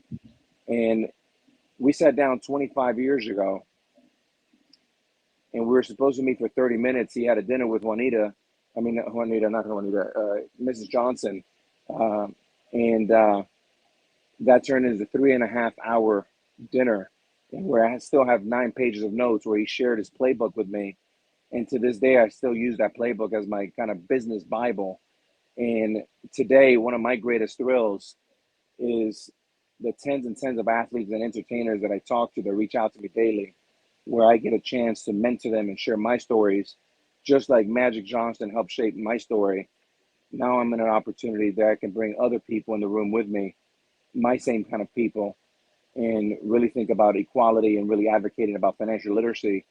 And it's really about learning people, showing people how to win, showing people the rules of engagement, the importance of education and knowledge in business. And like one of the panelists said here, you don't have to have an Ivy League education to be a big winner. You can really find your way through education, grit, falling, getting back up, falling, getting back up. But learn those lessons along the way is really what's going to keep you moving on forward, because it's never a straight road to the top. It's really about, and I think baseball in many ways has shaped my business career, because I'm used to failing. If you fail 70% of the time, you go to Cooperstown. So I just keep going at it, and never giving up, and really getting to know people, getting to know my weaknesses, my competitive advantages, and then putting that in order to work and create a second career that I have for myself after baseball. Thank you. Alex, thank you so much. Mike and Ray, I want to ask you guys before we let you go, what's your hope for the future, and what are you both most optimistic about?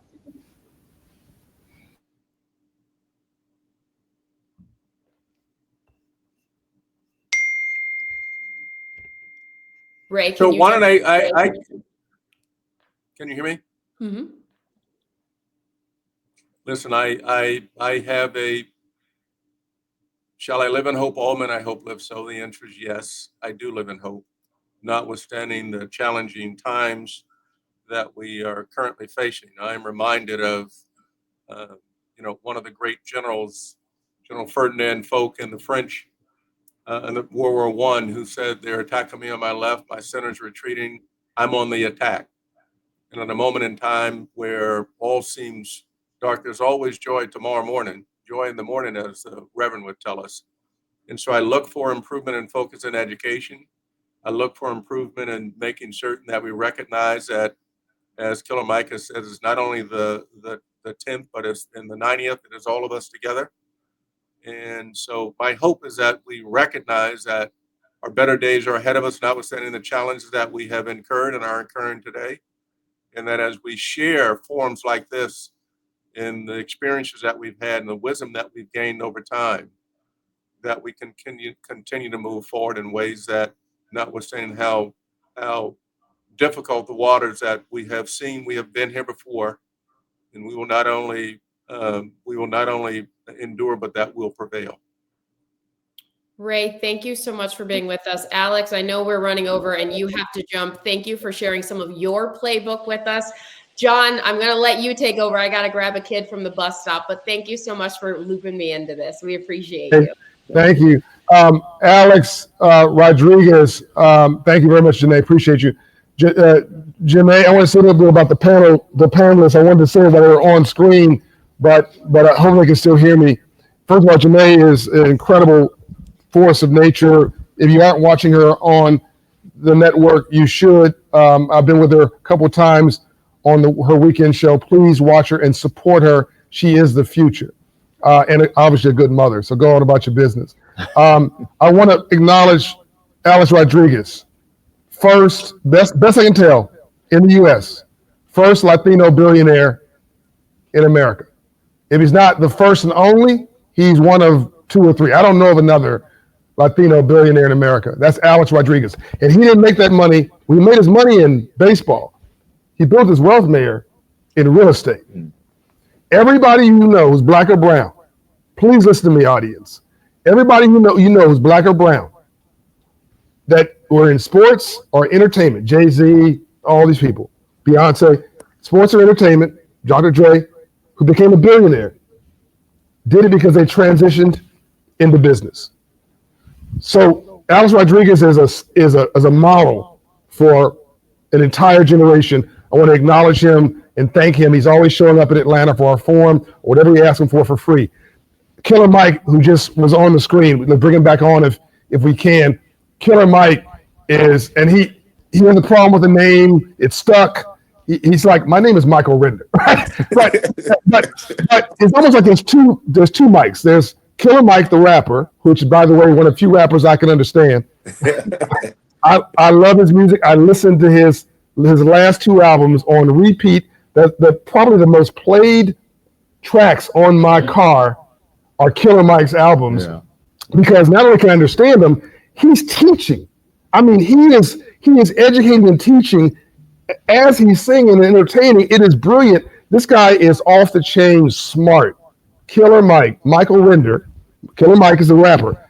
Michael Render is behind Killer Mike, and his wife Shayna is next to him. Behind every successful man is an exhausted woman. Killer Mike's off to the side. Michael Render's off the side, advising Killer Mike, the brand, about how to be a good businessman. He told me, Killer Mike told me that Michael Render told him one day, I was on the freeway, 4 o'clock Tuesday. I was driving on 85, Mr. Mayor, around the airport. I know exactly where I was. And he told me, the heck with this rap stuff. This is cool. I love it. I'm going to be the Jay-Z of the South. You remember that? and you're well on your way.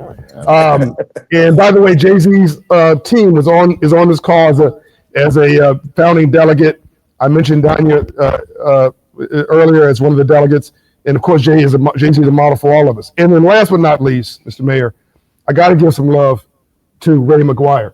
Ray McGuire is one of these people. First of all, he's the only black man to be president of a major investment bank on Wall Street today. It's called Lazard. Please look him up. The president of Lazard, a major investment bank, not the minority division, not the I'm letting the black people group, not the, affirmative. No, this is the company. And he was vice chairman of Citigroup before that. And he issued a report, Mayor, that showed that discrimination against blacks alone from the year 2000 to the year 2020 cost the U.S. economy $16 trillion. It was not, I love math because it doesn't have an opinion. That's a Melody Hobson quote. And that got Wall Street's attention, because now, wait a minute, hold on, discrimination is costing us revenue, it's costing us money. Money on the table. We got to knock that off, right? So, and Ray McGuire is one of these guys who is really the only one. I see Ambassador Young is waiting. He's going to bring us home. Ray McGuire is one of these guys that call at 10 o'clock at night. I guess he said, if you call me, I'm going to tell you exactly what I feel. And I say, how you like this business plan? And he'd push me, not enough. How are we going to do this? How are you going to achieve that? I'm like, well, look, we don't even have a business plan. Why are you jamming me up? Like, at least it's something. He's like, no, that's not good enough. And he would push me. Every call, he'd push me to be better. So I thank you, Ray McGuire. I thank you, Killer Mike. I thank you, Alex Rodriguez, all of you heroes and sheroes.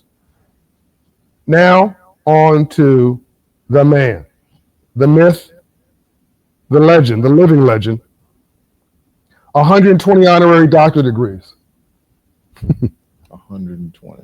Wow. The first congressman elected to Congress at that time since Reconstruction from the South.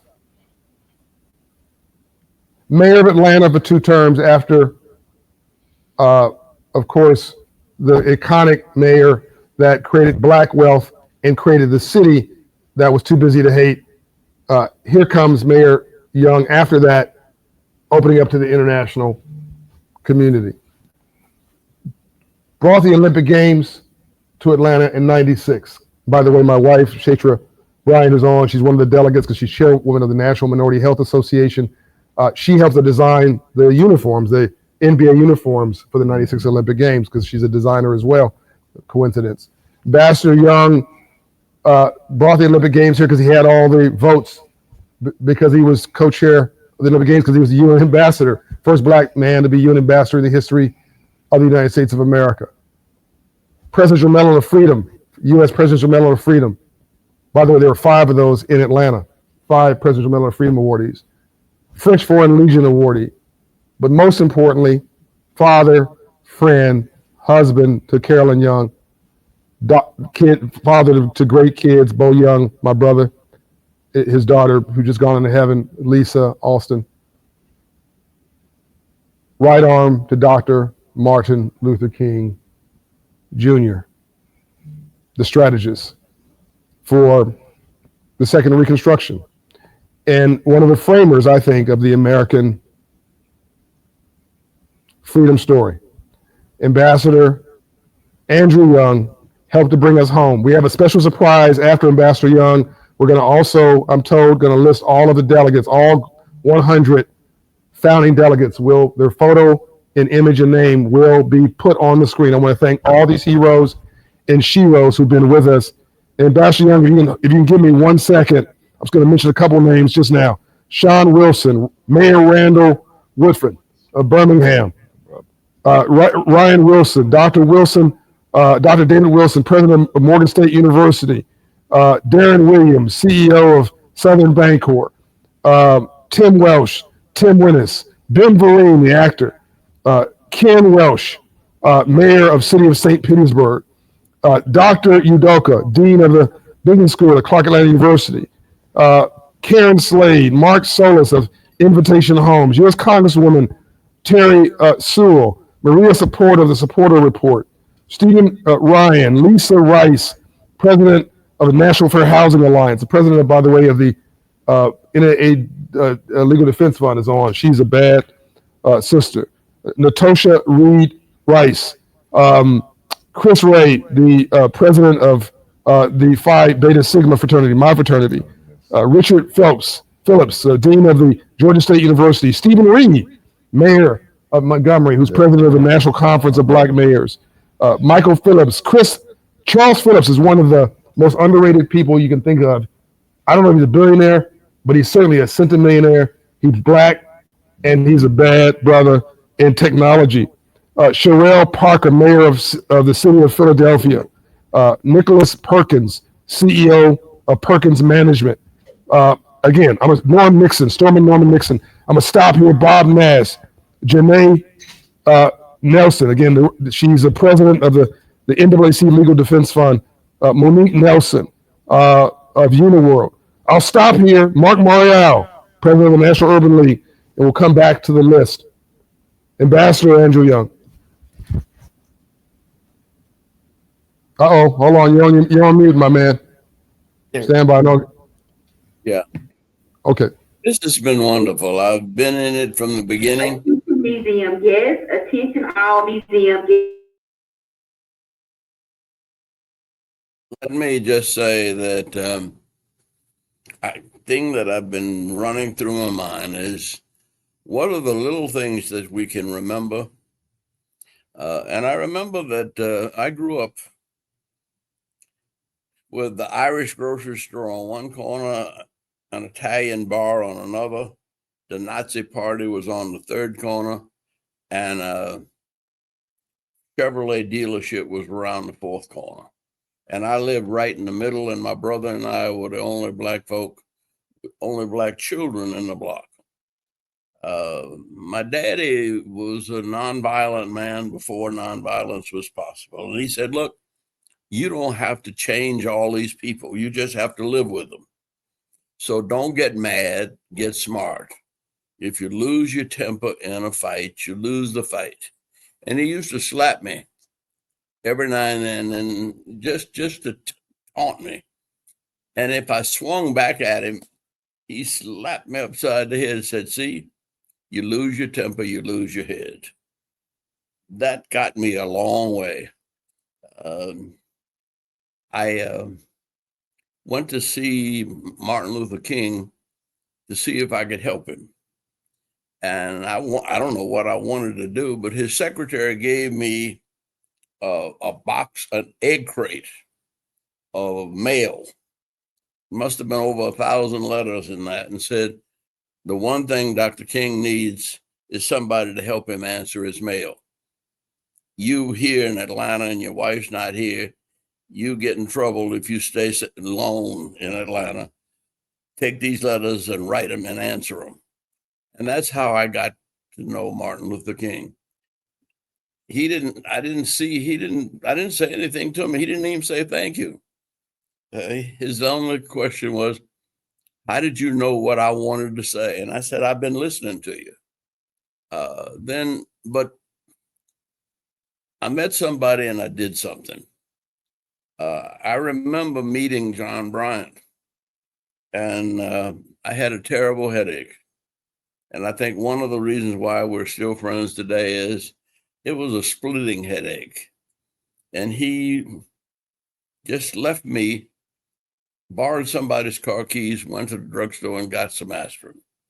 And I made it through that speech. And the thing about this is this has all been wonderful, but now we got to do something. I don't give a damn what you do, but do something. Go home and kiss your wife because you haven't done that in a long time. Go home and say to your children, I love you. You are somebody. Call somebody that you pissed off and that pissed you off, and that you really gets on your last nerve, and give them a call and say, look, we got to make something out of this world. And so we can't waste any energy disliking each other. One of my favorite messages, one of the first messages I remember was Franklin Roosevelt. Yeah, times were difficult. It was right out of the Depression, and the Japanese had just bombed Pearl Harbor. And he said, the only thing we have to fear is fear itself. Martin Luther King said, truth forever on the scaffold, wrong forever on the throne, but that scaffold sways the future. For behind the dim unknown standeth God, within the shadows keeping watch above his own. You are God's child, and you can't do a damn thing about it but be a good child. God has blessed you. Go and bless everybody else. Amen. Man, amen, amen. I love this dude. By the way, do you guys know he's 93 years young? So whatever y'all complaining about, you got a headache or your feet ache or your butt ache or your side ache, he's on a plane every week, fighting for you. Fighting for you. How dare you? How dare you say you're tired? How dare you say you had enough? No. If he can do it, you certainly can do it. Let me tell you my best Andrew Young story. So I love to Carolyn Young, by the way, who's my sister, love her. And that's his second wife. His first wife, Jean Charles Young, who passed on to glory. That's the mother to Bo Young, Andrea, and the children. And Ambassador Young and Jean, he had just become UN ambassador. So he's gone to the small town that his wife grew up in, and there's a parade in his honor. And so he's in this Cadillac, and he's sitting in the back, and he and Jean Charles Young in there, and everybody's praying. Oh my God, Ambassador! Oh, it's fantastic. And Jean says, Andy, there's that guy over there, the bum. That was my boyfriend in high school. And Ambassador Young said, well, you could have married him. And without missing a beat, she said, yeah, if I had married him, he'd be the UN ambassador for the United States of America. That's right. That's amazing. By the way, you can't make this up. Dr. King's wife and Andrew Young's wife were born and raised in the same little small town of a couple thousand people. What's the chances of that? That's all God. I want to end where we started. I want to thank Mayor Paul Young. I hope you guys have enjoyed this. I hope that this was an adequate way to honor Dr. King's life and legacy and the life he gave so that we might have life. The 57th anniversary of his assassination at the Lorraine Motel, the National Civil Rights Museum, which is now taking guests from all races and creeds of people. We wouldn't have had this without you, Mayor. Right upstairs where Dr. King was assassinated. I will be touring it. When you come to Memphis, you should tour it. Take a moment to know your history. Watch that last speech that he wrote, that he gave, the mountaintop speech. Read his book, Where Do We Go From Here? And as Ambassador Young said, be about something, do something. We're going to read the names of as many names as we can of the founding delegates. We're going to scroll the images and faces of these founding delegates. You'll be hearing. Go to the website, download My Business Plan for America, Business Plan for Black America, Business Plan for Women, Business Plan for Asian America, Business Plan for Latin America, Latino Americans, Business Plan for Native American Indians, and Business Plan for Rural America, and a Business Plan for America. I wrote them all. If you don't like them, blame me. And you can change them, adapt them. It's open source. You can sit at your kitchen table with your family, talk about it. Sit with your girlfriend, sit with your fraternity and your sorority. Go to your barbershop, go to your nail salon, talk about them, spread them, share them, and then move on them. And then this group of founding delegates will start taking this framework and putting meat on the bone in the next few months. By the way, there's papers that are, I'm told, from the founding delegates online also you can download. You'll be seeing more documents from them being loaded over the next few months. This is not over. This is the beginning.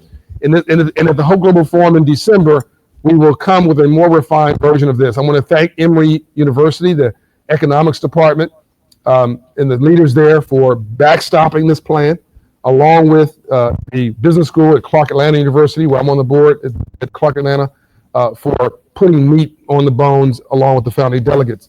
We end where we started, Mr. Mayor. You invited me here after I was chastised by Roland Martin and others. I want to thank you for hosting us. Thank you. Well, I just want to say thank you for convening such an amazing and timely dialogue. As mayor of the city of Memphis, the city that I love, I know that there are so many Memphians that are able to benefit from this business plan.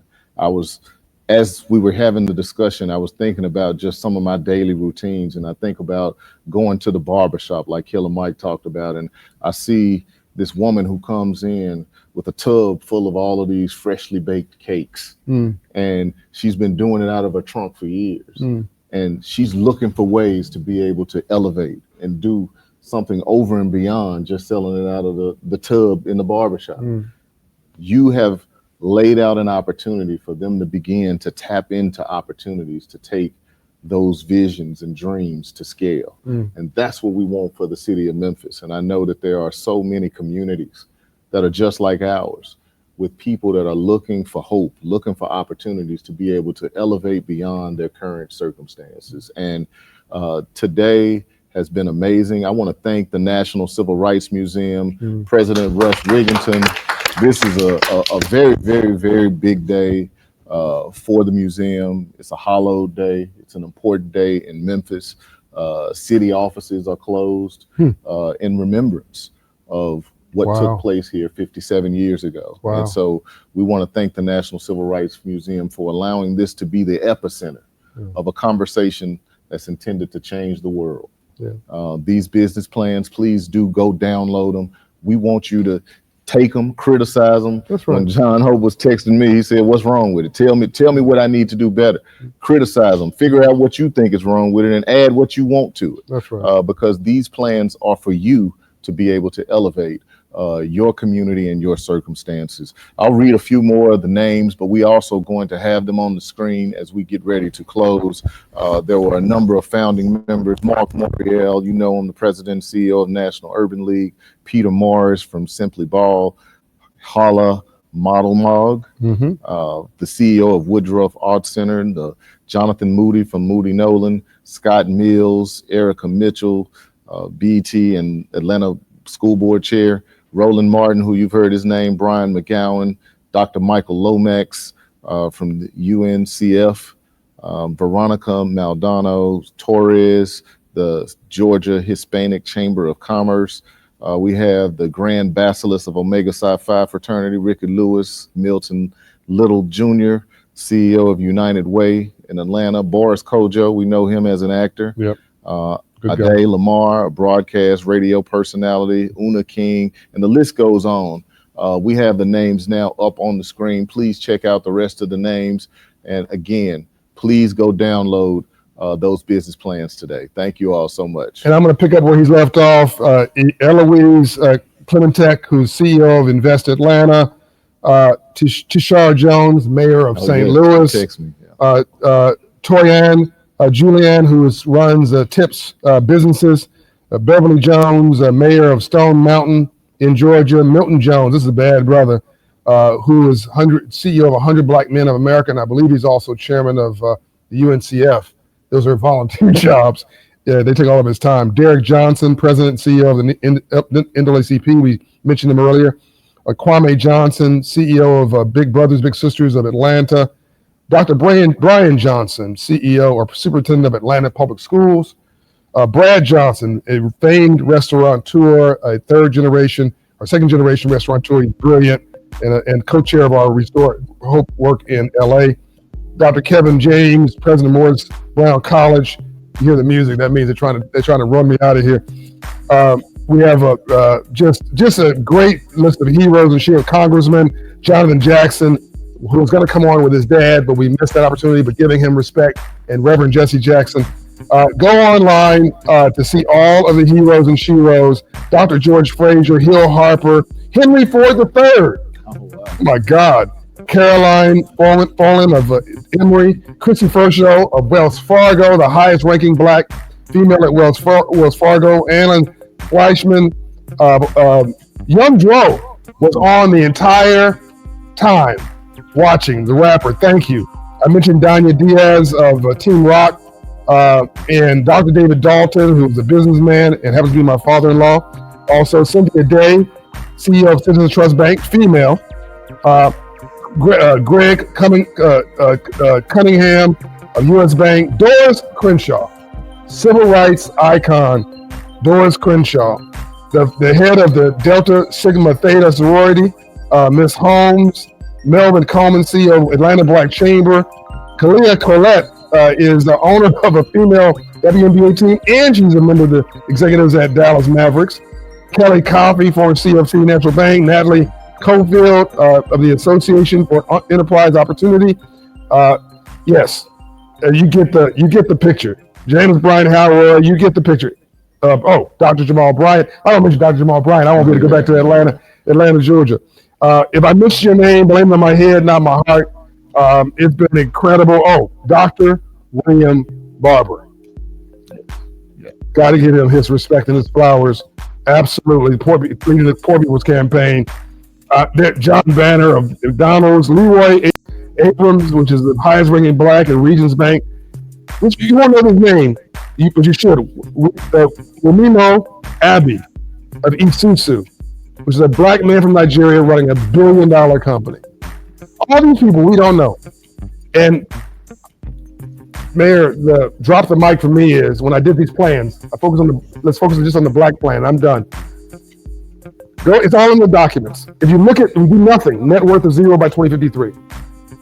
If you want the government to save you, maybe they will, maybe they won't. 300 billion to 600 billion maximum assistance of the federal government, even if they lean in by 2053. If you raise your credit scores 100 points nationwide, our people, $750 billion. That's between double or at least 150 million more than what the government can do, and we can do that ourselves. $800 billion for home ownership.